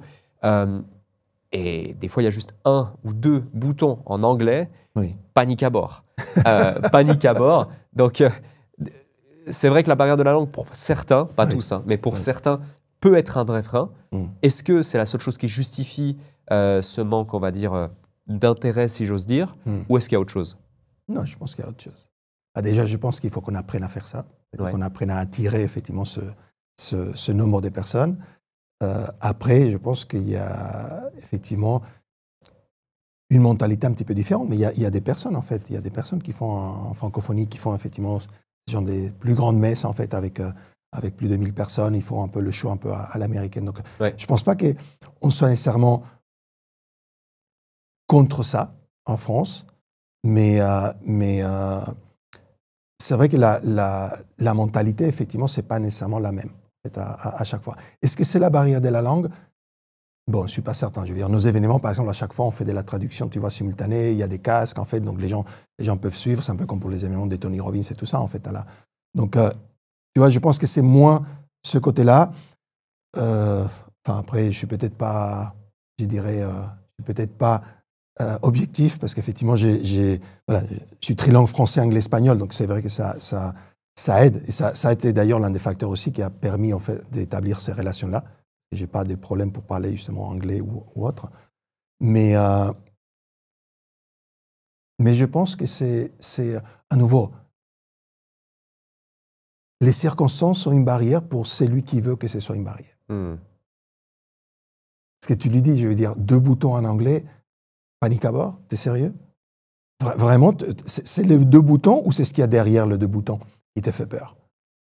Tu vois?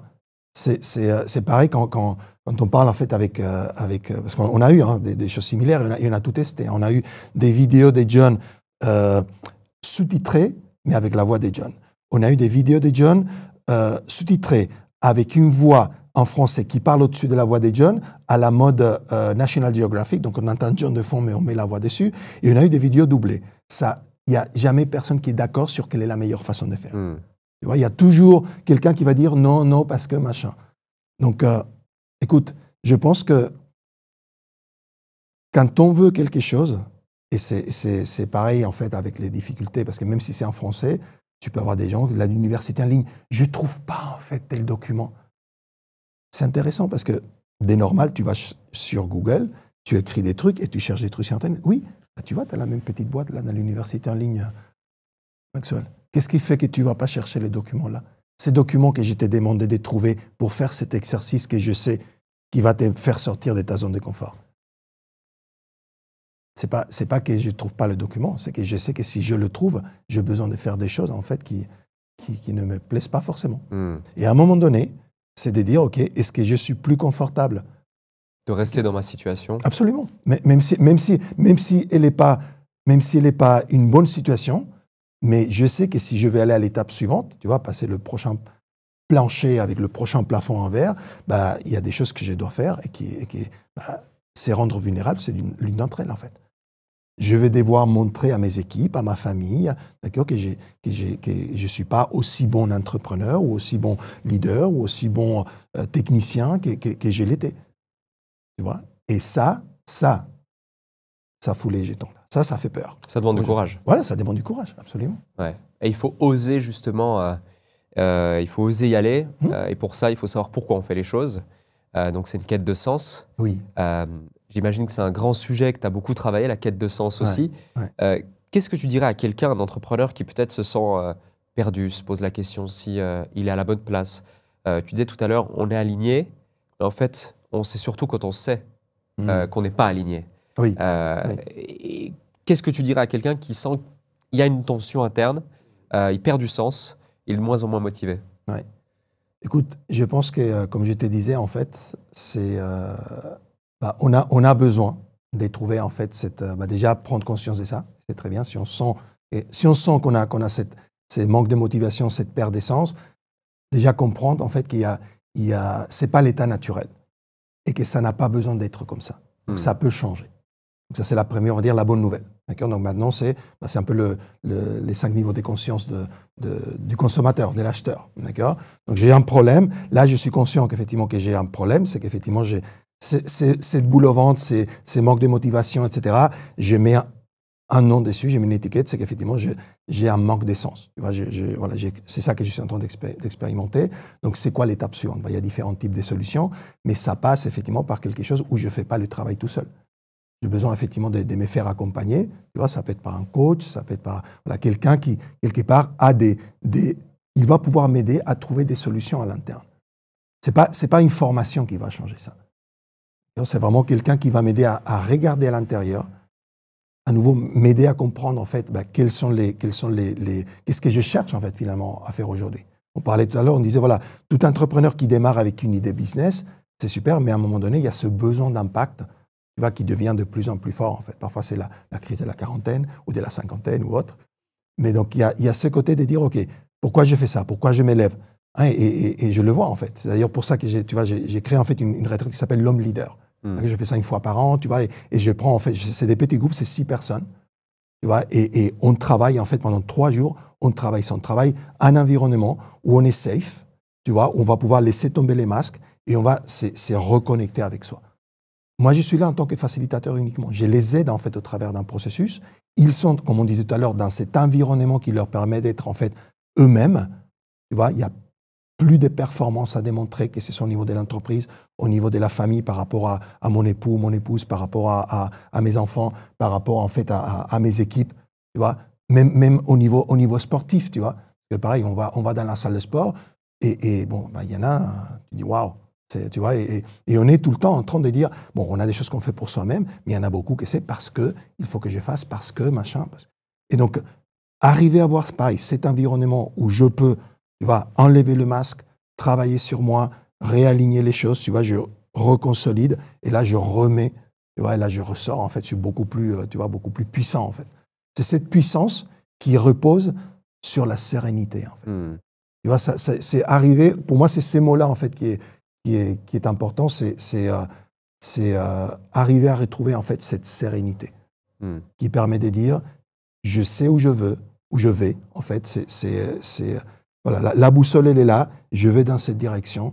Tu vois, et tout le reste, en fait, on disait aligner. Aligner, c'est quoi? C'est pas juste m'aligner moi avec quelque chose, c'est aligner le reste aussi. Ouais. Tu vois, si je sens que je suis en train d'avoir du succès avec l'entreprise, mais que je suis en train de négliger, en fait, le fait tu vois, mes enfants ou ma femme, si on parle d'homme ou mon époux, d'accord?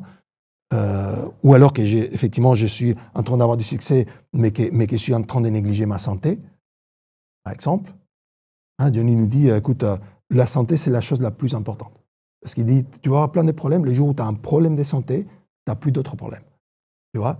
Et tu peux avoir tu peux faire des millions d'euros avec ton entreprise. Si tu n'es pas là pour vraiment en profiter avec ta famille, c'est quoi l'importance de ça? Tu vois, donc aligner, c'est aussi créer une harmonie, en fait, entre les différents domaines de vie. Tu vois, donc effectivement, le côté professionnel, mais aussi le développement personnel, le développement spirituel.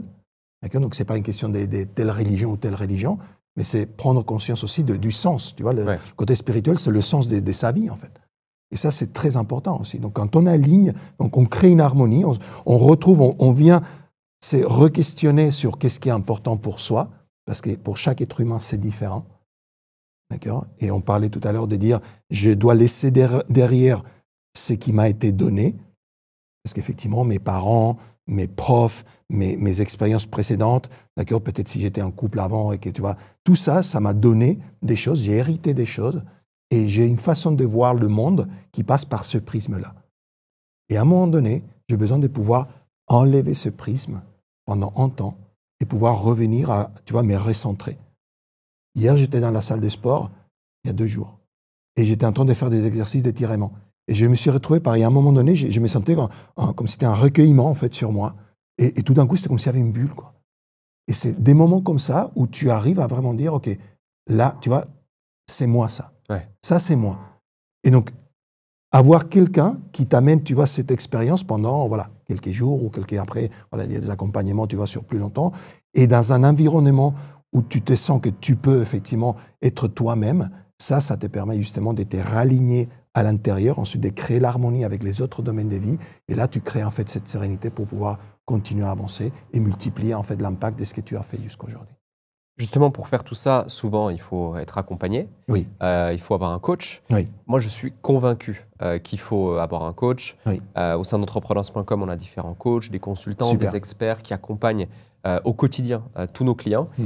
J'ai moi-même des coachs, j'ai moi-même même un suivi psy, j'ai un coach de sport, j'ai un coach, tu parlais tout à l'heure de longévité en off, Oui. depuis quelques années où tu as vraiment un travail en profondeur sur, par trimestre avec différents protocoles. Et je fais ça aussi. Je pense que tout le monde devrait le faire, c'est hyper important parce que notre machine interne, c'est notre outil de performance numéro 1. Donc c'est capital. Pour autant, aujourd'hui, le mot coach, il est utilisé à tort et à raison. Il est surexposé, parfois même avec des discours fallacieux ou autres. Et ça va donner une mauvaise image, malheureusement, à cette industrie, au point où certains vont avoir peur de signer avec un coach, de se faire accompagner ou de dire qu'ils ont un coach. Ouais. T'en parlais, même des dirigeants qui ne veulent pas forcément faire le séance de coaching dans l'entreprise, mais à l'extérieur, pour ne pas se montrer vulnérables auprès de leurs collaborateurs, etc. Ou peut-être juger, ah mais il se fait avoir, pourquoi il se fait accompagner? Non mais attends, il va payer pour qu'on lui donne des conseils ou qu'on lui pose des questions, attends, je ne comprends pas. Alors que ça aide réellement.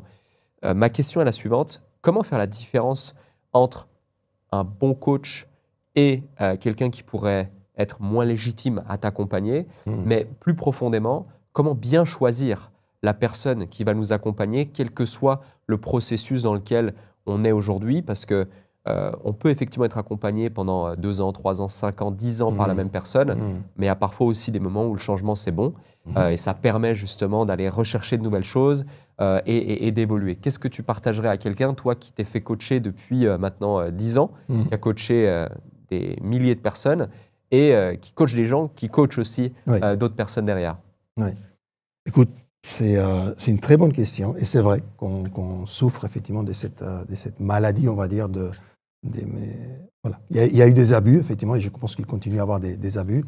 C'est intéressant parce que de plus en plus de personnes comprennent qu'ils ont besoin, effectivement, de se former au coaching. Ouais. Hein, et pourtant, j'ai continué à entendre des personnes qui me disent « Oui, je veux faire la certification avec vous, mais je fais déjà du coaching au quotidien. » Je dis « Ah, super. Et comment tu as appris à faire ça ?» Oh, bah, juste comme ça. J'ai vu des vidéos sur YouTube. J'ai lu tel livre et je fais du coaching. J'ai dit « Ok, super. » La réalité, effectivement, c'est qu'on a besoin. Le coaching, c'est une discipline, en fait. Ouais, c'est un métier. Voilà, et c'est un métier, ça s'apprend. Il y a des clés, il y a des façons de bien faire, des façons de moins bien faire. Donc, c'est un peu comme tu peux cuisiner à la maison et tu peux ne pas suivre une recette et faire un truc. Voilà, tu mélanges des ingrédients, tu mets ça au four, ça sort. Écoute, c'est peut-être une tarte.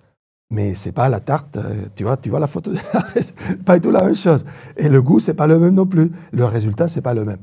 Tu vois, est-ce que tu pourrais vendre cette tarte, tu vois, si tu avais une boutique? Bah, probablement pas, parce que c'est un métier. Voilà, c'est un peu comme la vente aussi. Ouais. Hein, la vente, pareil, aujourd'hui, on a énormément d'organismes en fait, qui forment, qui certifient des closers, des setters, des machins. Et vraiment, en 60 jours, tu vas devenir un closer et tu veux gagner. Après, tu les interviews. Ah, nous, ils vont faire 20 000 euros par mois. Je dis, non, mais attends. Tu as des commerciaux, tu vois, chez Grant Cardone, qui font... Dave Robarts, il fait $1 million en commission par an, mais ces mecs, ça fait 10 ans pratiquement qu'il est avec eux. Et qui s'est formé tous les jours avec Card University, qu'il a fait des roleplay tous les jours. Tu vois, donc c'est une discipline au quotidien. Donc un bon coach, il doit d'ailleurs se faire superviser. Donc il doit être formé déjà dans une école qui soit plus ou moins réputée. D'accord ? Nous, on a fait un travail, justement, avec Maxwell, de créer, justement, cette notoriété au niveau de la francophonie, parce que ce n'était pas connu, en fait. Donc, on a été nommé, tu vois, pour 2025, en fait, la meilleure école parmi les écoles spécialisées en management. Et l'année dernière, les écoles spécialisées en communication, c'est le classement Speak and Act de l'expérience étudiant. Donc vraiment, on a fait ça, on a fait différentes initiatives où, pareil avec le Qualiope, tu vois, vraiment on essaie de créer en fait un standard de qualité sur le marché, tu vois. Donc ça ne veut pas dire que les autres ne font pas bien sûr qu'il y en a beaucoup qui font très bien, mais déjà il faut que si on va prendre un coach, on sache que c'est un coach certifié, d'accord. Il faut que la personne ait fait quelque chose. Voilà, c'est un peu comme si tu vas voir un médecin et le médecin, c'est pas un médecin diplômé. Je sais pas, tu fais quelle confiance à la personne. Donc il faut qu'il soit certifié. Après, il y a plein d'écoles différentes, donc je ne vais pas venir ici discuter lesquelles sont légitimes, lesquelles ne sont pas légitimes. Mais il y a certaines écoles où, pareil, c'est un peu... quand tu vois une certification de coaching à 97 € sur Internet, tu vois, c'est un peu où il y a une école, je crois que c'est en Suisse en fait, c'est une école, je ne vais pas la nommer, mais je crois que c'est pour 1 200 € et en 3 mois, tu es certifié Master Coach. D'accord ? Alors si tu vas chercher la définition de Master Coach, il te faut des milliers d'heures de pratique de coaching pour devenir Master Coach. Tu vois, donc c'est juste des choses comme ça où je dirais, tu cherches un coach, super, quelqu'un, on va dire, il vient te voir, il postule, génial. Tu as été formé à quelle école? Et juste fais une petite recherche et voir si effectivement cette école, est-ce que ça te semble sérieux ou pas? Est-ce qu'il y a un alignement ou pas? Et après, de toute façon, il faut aussi un ressentir avec la personne. D'accord? Un coach, c'est quelqu'un qui va être proche, d'accord? Et donc, il peut y avoir 2 coachs qui sont également compétents, mais il faut que le courant passe bien aussi. Tu vois? C'est pareil comme avec un coach sportif. C'est pareil qu'avec un psy. Tu vois, quand on va avoir un certain degré d'intimité, il faut que je me sente à l'aise, tu vois, d'avoir effectivement cette expérience en fait avec la personne. S'il y a quelque chose qui cloche, c'est peut-être pas, tu vois, la bonne personne. Un cadre de confiance. Un cadre de confiance. Et après, quand tu parlais, tu disais, voilà, il y a quelqu'un qui m'a accompagné pendant des années, et après, qu'est-ce que je fais, est-ce que je change ou pas? C'est vrai, en fait, que tu vois, Marshall Goldsmith, qui est un autre executive coach, un expert aussi au niveau mondial, pareil, même âge que John, mais je suis aussi certifié à sa méthodologie, et il a un livre qui dit « Ce que tu as mené jusqu'ici ne t'amènera pas plus loin ». C'est un peu le même principe que le leadership, mais c'est de dire tout ce que tu as appris, les personnes qui sont dans ton cercle, tu vois, qui t'ont amené jusqu'ici, peut-être que pour l'étape suivante, tu as besoin de l'étape suivante. Ouais. Et donc, effectivement, au niveau de ton coach, c'est peut-être aussi la même chose. C'est que quelqu'un t'a accompagné pendant quelques années, c'est très bien, mais à un moment donné, tu vois ça avec les joueurs de tennis, par exemple. Il y a beaucoup de joueurs de tennis qui ont un certain coach, tu vois, quand ils démarrent, et au bout d'un moment, ils plafonnent dans leur carrière, et du coup, ils retrouvent quelqu'un d'autre, en fait, qui a une expérience certaine, qui peut les amener à gagner, parce qu'à un moment donné, la différence ne se fait pas, tu vois, dans des centimètres, ça se fait dans des millimètres. Tu vois, avec l'analogie du sport, la médaille d'or, d'argent et des bronzes dans une finale en fait des 100 mètres de course, d'accord, c'est quoi? C'est des centièmes des secondes, tu vois, voire des millièmes des secondes. Je veux dire, la différence entre les 3 athlètes, elle est minime, mais c'est effectivement, est-ce que le coach aussi a réussi à faire, d'un point de vue technique, d'un point de vue mental, d'un point de vue physiologique, avec la personne qui va faire, et les compétences naturelles de la personne, qui va faire qu'on va voir cette petite différence. Donc, à un moment donné, en tant que coach, c'est plus facile aussi de faire avancer des personnes qui sont, on va dire, dans des étapes je dirais, plus basses, pour ainsi dire, ou qui démarrent éventuellement dans leur business, par exemple.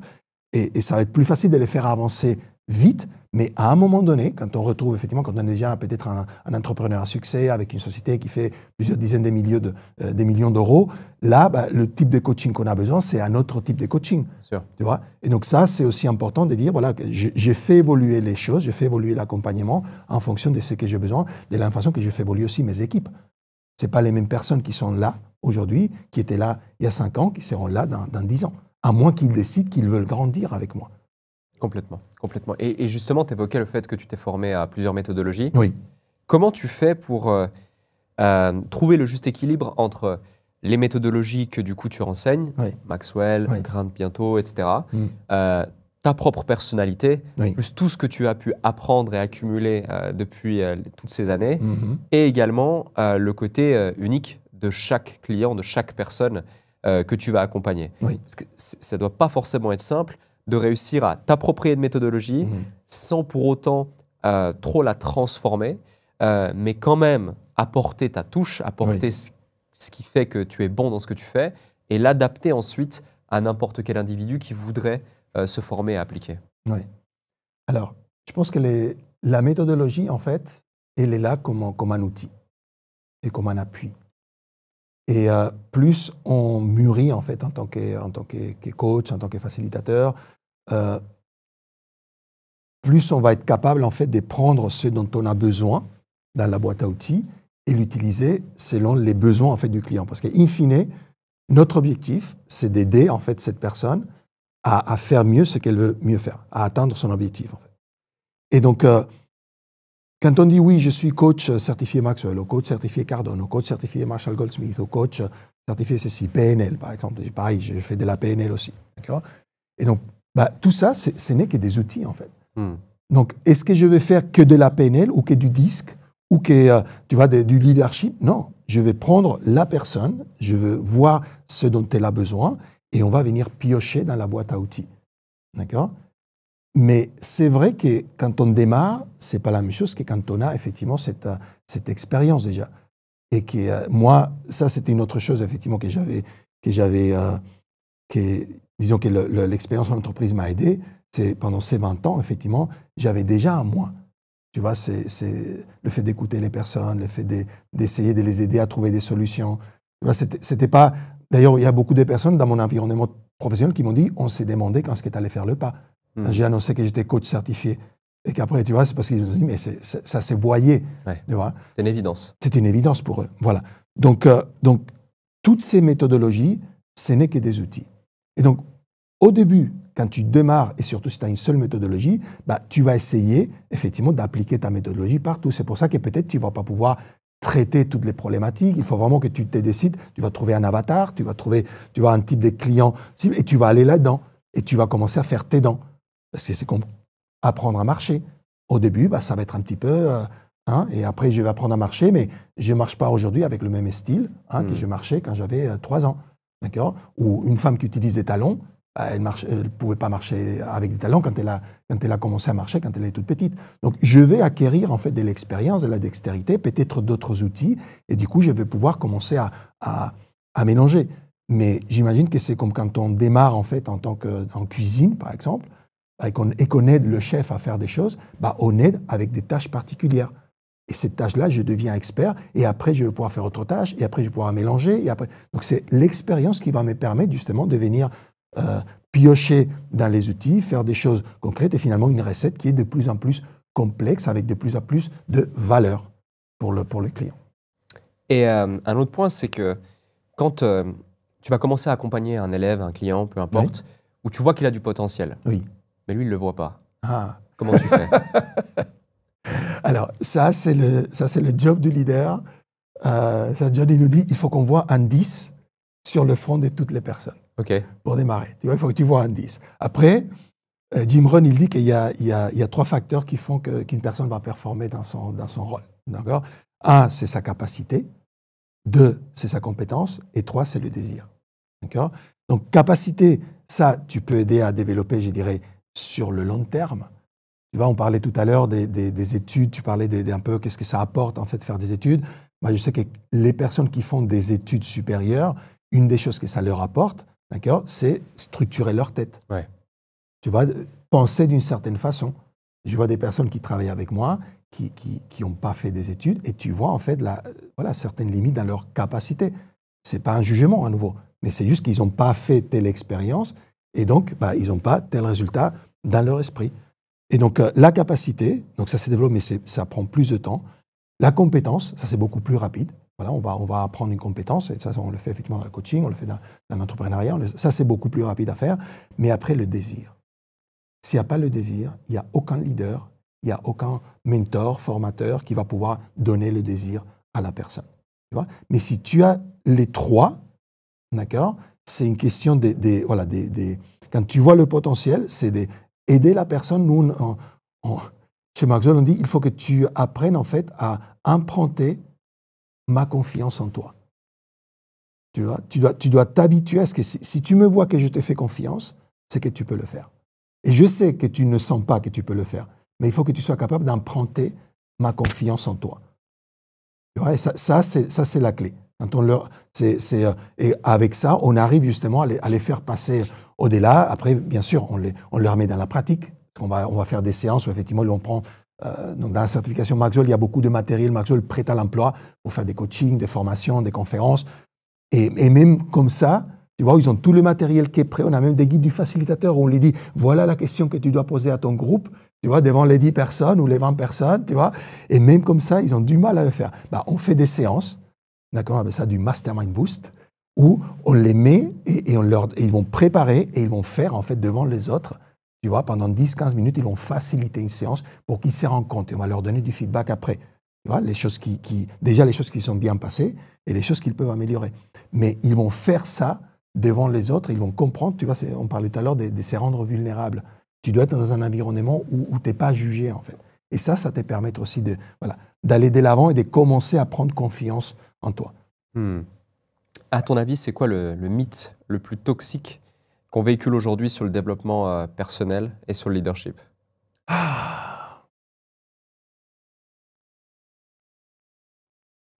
Oui, je pense que tous les mythes qui font référence à j'ai été le premier ou ça fait longtemps que. Donc on disait tout à l'heure, effectivement, ça fait 20 ans que je suis chef d'entreprise, je n'ai pas besoin de me faire accompagner. Tu vois? Ou j'ai été le premier. John, il parle de ça quand il parle dans la loi numéro 2, la loi de l'influence, il dit il y a plusieurs mythes par rapport au leadership. Il dit il y a le mythe effectivement de l'entrepreneur, le fait de dire parce que je suis un entrepreneur, je suis effectivement un bon leader. Pas forcément, pas nécessairement. Voilà. Le mythe de l'expertise, parce que je suis un expert dans tel domaine, je suis un bon leader, pas forcément. Le mythe du manager, c'est pas parce que je suis un bon manager que je sais maintenir des process en place que je suis un bon leader. Le mythe effectivement qu'est-ce qu'on a dit, du pionnier, c'est lui qui est le premier à faire quelque chose. C'est pas pour ça en fait qu'il est forcément un leader. Et donc quand on a ces gens, tu vois, c'est un peu comme si j'avais gagné un badge, tu vois, à un moment donné, et je continue à le porter, un peu comme les médailles, en fait. Voilà. J'ai une médaille et je continue à regarder, mais oui, mais cette médaille, elle a peut-être, tu vois, 20 ans. Moi, j'aime bien, en fait, regarder parfois les trophées. Moi, je garde encore certains trophées de quand j'étais au lycée. Tu vois, parce que c'était le premier trophée, la première course, en fait, que j'avais gagné, ou le premier championnat de volleyball, en fait, qu'on avait gagné. Donc, c'est rigolo. Mais voilà, mais c'est comme quelque chose qui amène des souvenirs. Mais si j'étais resté là, tu vois, à dire, voilà, j'étais champion de mon lycée, comment c'est ridicule. Tu vois, te dire, 15 ans plus tard, quand tu fais ta première, je sais pas, la course la plus longue que j'ai faite, c'était la semi-marathon de Paris, en 2012, je crois. Et là, mes genoux ont compris que je ne ferais pas de marathon. Tu vois, ils m'ont dit, non, tu ne vas pas plus loin qu'une semi-marathon. Okay. Le marathon, c'est bien. Mais t'imagines si j'étais resté en fait à la course que j'avais faite, tu vois, au lycée pour machin, que j'avais plus jamais essayé de courir, de faire d'autres choses, tu vois, de m'améliorer, c'est impossible, c'est pas possible. Donc on a besoin effectivement, tu vois, pour moi le mythe le plus toxique, c'est ça, c'est le fait de dire parce que ça fait longtemps que je fais ça, ou parce que j'étais le premier à faire ça, ou parce que j'ai telle ou telle expertise, tu vois, j'ai pas à me remettre en question, je peux pas passer justement à ce prochain plancher avec ce prochain plafond, tu vois, ces prochaines étapes finalement ou étages en fait de croissance. Tu parlais tout à l'heure de désir pour justement créer le changement, activer ton potentiel, etc. Et lorsque tu me partages ce mythe qui fait que finalement c'est aussi liées à une difficulté peut-être à se remettre en question, ou en tout cas à continuer à vouloir évoluer. Moi, je le vois très régulièrement, malheureusement, chez des entrepreneurs qu'on accompagne, où ils se disent « Non, mais moi, ça fait 5 ans, 10 ans, 15 ans que je gère ma boîte comme ça. C'est bien les méthodes, les outils, les stratégies et tout, mais je sais ce que j'ai à faire. Ça ne marche pas, mais je sais ce que j'ai à faire. » Et qui ont de la peine, justement, à appliquer les trucs, même si c'est sous leurs yeux, même si ça fait du sens, même si c'est une évidence. Est-ce qu'il n'y a pas, outre le désir, tu vois, aussi ce truc de t'en as tellement marre d'avoir mal, et quand ça commence à faire trop mal, tu es prêt à enfin initier un changement parce que tu veux plus souffrir. Et il y a certes le désir, sous-entendu aussi la volonté d'atteindre quelque chose, donc le plus, mais est-ce que parfois, dans le moins, le fait que vraiment tu sens que là, c'est plus possible, tu as envie de changer. Et c'est pour ça d'ailleurs que certains, une minorité des personnes qu'on accompagne, mais il y en a quand même, malheureusement viennent quand c'est presque trop tard, leur boîte est presque en train de couler, est presque en train de mourir, et même si ça fait 3 ans qu'on leur dit par exemple, il faut se mettre au digital, maintenant ça fait 1 an qu'on leur dit, il faut utiliser l'intelligence artificielle, il faut déléguer, il faut outsourcer, le remote, il y a du positif, il y a du moins bien, mais il faut quand même être dans cette mouvance, etc.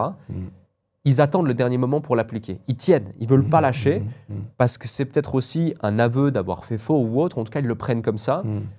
Qu'est-ce que tu dirais à quelqu'un pour oser initier ce changement, même si c'est contre peut-être des pratiques courantes qu'ils ont appliquées pendant des années, que ça va peut-être contre quelque chose qu'ils pensent correct, sous-entendu c'est incorrect, mais ça pourrait vraiment tout changer pour eux, parce qu'on le voit au quotidien. Écoute, je leur dirais que c'est ce pas-là, en fait, qui va vraiment créer, en fait, la confiance et l'alignement des leaders qui sont en dessous de lui.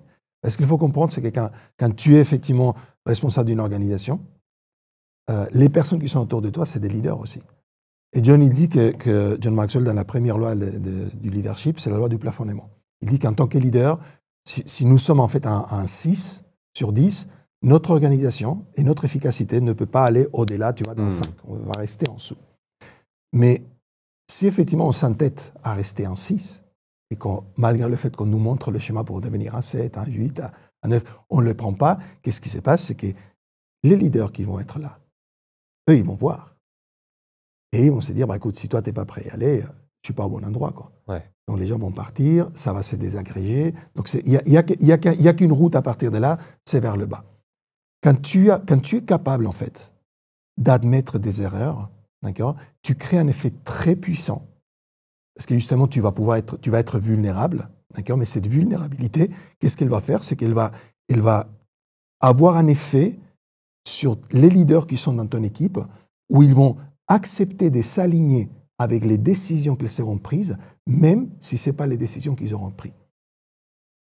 C'est-à-dire qu'un chef d'entreprise qui a des leaders chez lui, et ce qu'on appelle dans le jargon Maxwell, c'est ton cercle rapproché, d'accord, les personnes justement autour de toi auxquelles tu fais confiance, qui t'aident à développer les autres personnes, etc. Ces personnes-là, quand vous allez prendre une décision, forcément, il y a une diversité d'avis. D'accord?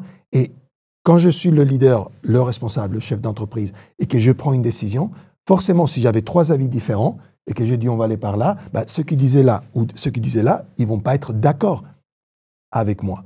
Mais il y a un temps pour le fait d'exprimer son avis, et ensuite, il y a un temps pour ce qu'on appelle l'alignement.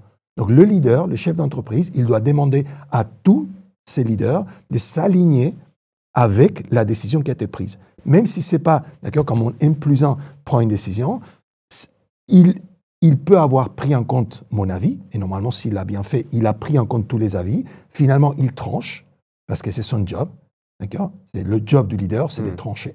Et ça, c'est le plus dur. Ensuite, il doit demander l'alignement aux autres.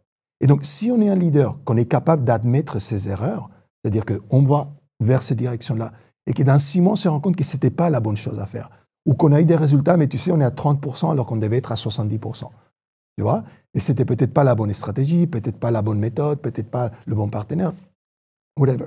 Et je suis capable de dire, OK les gars, vous savez quoi? Je me suis trompé, remettons les choses sur la table et on reprend la décision. Et là, tu vois, chaque leader va revenir, peut-être que sa position a évolué aussi, il y aura différentes options, on va écouter et le leader va à nouveau trancher. le fait que les leaders soient capables d'admettre qu'ils s'étaient trompés une fois, crée un environnement qui fait que les autres leaders, ils savent, d'accord, que oui, la décision n'est pas celle que j'avais demandée. Peut-être que dans cette la décision, peut-être c'est pas 1, 2 ou 3, c'est peut-être 2,5. Tu vois, ça a pris un petit peu de celle-là, un petit peu de celle-là, un petit peu de celle-là, d'accord? Mais je sais, j'ai confiance en mon leader, que si, tu vois, 3 mois plus tard, 6 mois plus tard, on se rend compte qu'on s'est trompé, qu'il sait qu'il s'est trompé, il va revenir, il va admettre ça et on va pouvoir rebattre les cartes, tu vois, et retravailler et dire où est-ce qu'on va maintenant, comment on va. Donc tu vois, le fait, voilà, pour moi, le fait d'être capable de comprendre que se remettre en question et admettre ses erreurs crée de la confiance et crée en fait une cohésion au niveau de l'équipe, justement de l'équipe managériale ou de l'équipe des leaders. Complètement. Prendre sa responsabilité finalement. Absolument. Et parfois, c'est assez difficile de réussir à donner de l'autonomie, mais en même temps, accepter de prendre la responsabilité, même quand ça ne marche pas. Et il y a souvent ce conflit, cette tension interne. Tu te dis, mais je te mets responsable de ça, tu as l'autonomie, indirectement, tu as la responsabilité. Donc, quand ça marche bien, je te félicite, c'est génial, super. Quand ça ne marche pas, finalement, la personne qui doit assumer et réajuster, ça revient contre le leader, ça revient contre le chef d'entreprise. Oui. Donc, ça peut être compliqué. Moi, par exemple, je l'ai assez mal vécu à certains moments, quand tu es en hypercroissance, quand c'est la première fois où une seule erreur peut représenter plusieurs centaines d'euros, de milliers d'euros, pardon, plusieurs millions d'euros. Et tu te dis, mais attends, c'est pas possible. Pourquoi tu as fait ça? C'est pas normal. Et finalement, la responsabilité, c'est toi qui la prends.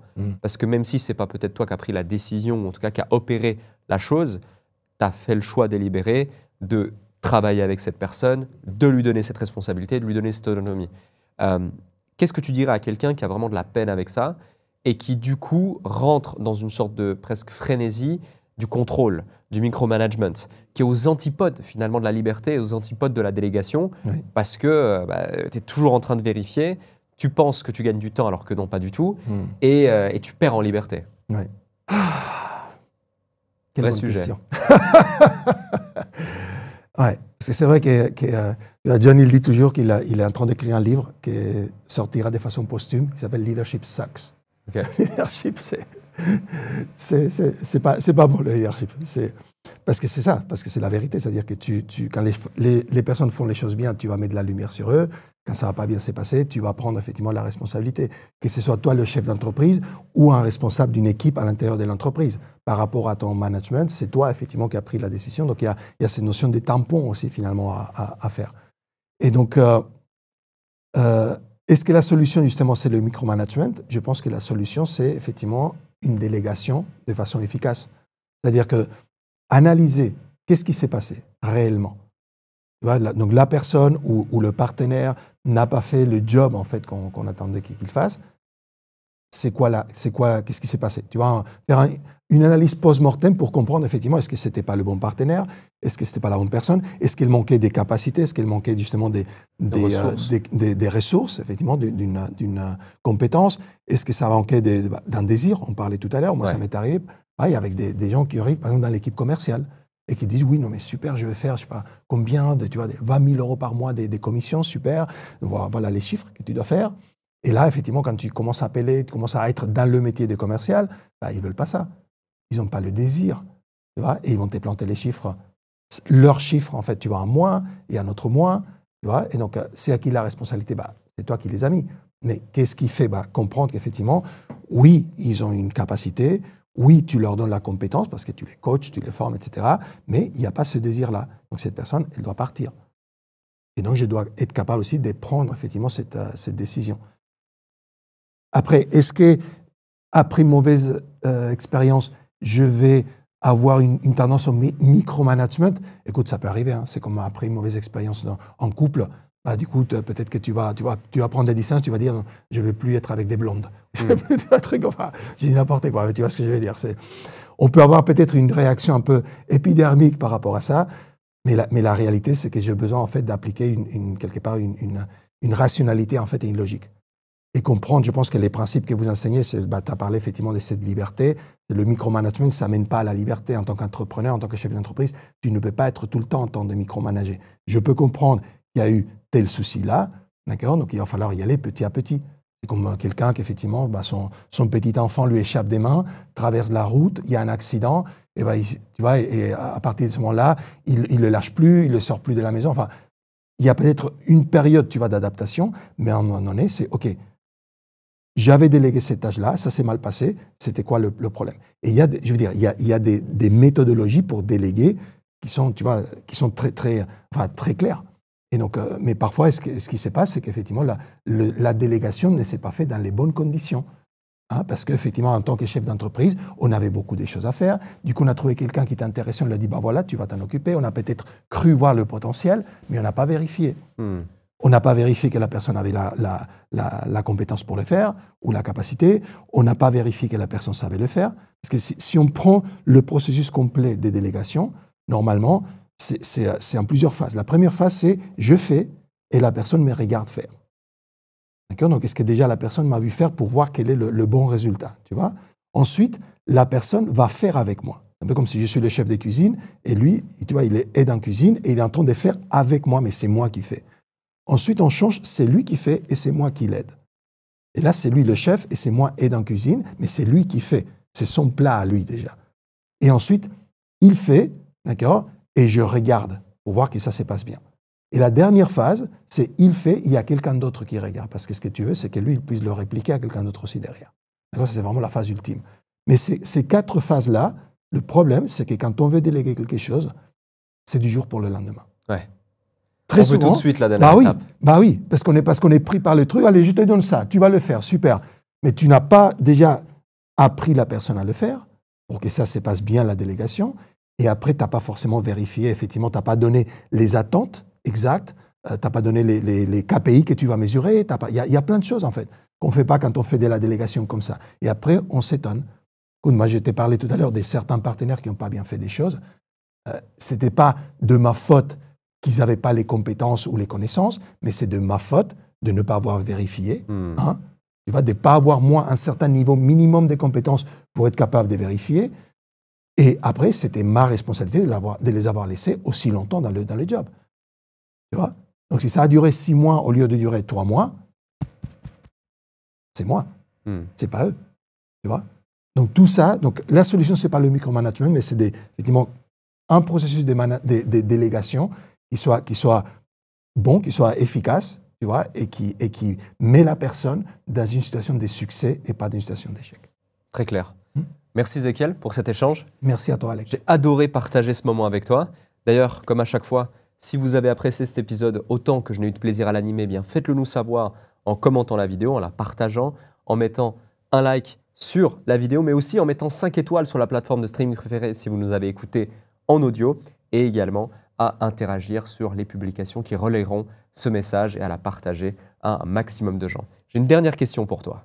La question que je pose à tous nos invités, est-ce que tu peux nous partager le déclic qui a fait toute la différence dans ta vie?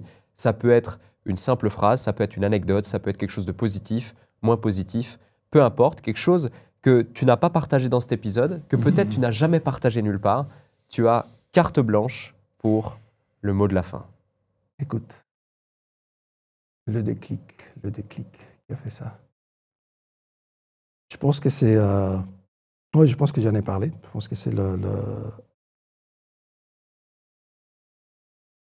c'est l'influence de mon père, en fait. C'est vraiment ces moments des compréhensions, en fait, de ce qui avait été son impact, en fait, sur, tu vois, le fait de comprendre. Il avait aidé, en fait, des centaines, des milliers de jeunes à accomplir des choses qu'ils n'auraient pas pu, en fait, sans lui. Et ce n'était pas dans son intérêt, ce n'était pas ce qu'il cherchait, c'était juste voilà, une façon de pouvoir ajouter de la valeur aux autres. Il y avait lors de cet événement, je finis avec ça, lors de cet événement d'hommage en fait, qui lui a été rendu, il y a quelqu'un qui est venu me voir et qui m'a dit, tu sais quoi, aujourd'hui je suis ingénieur informaticien et je peux voilà, entretenir ma famille et tout, parce qu'en fait, ton père et le mien, ils ont fait que dans mon école, il y ait en fait une salle avec des ordinateurs. Et c'est là que j'ai commencé à faire, tu vois, à faire de l'informatique. Et aujourd'hui, voilà, ce que je fais, c'est grâce à ton père. Et ça, tu vois, voilà, j'ai encore des frissons, mais il y a rien qui peut remplacer ça. Tu vois, voilà. Merci, Ezequiel. Merci à toi, Alec. Merci du fond du cœur. Merci.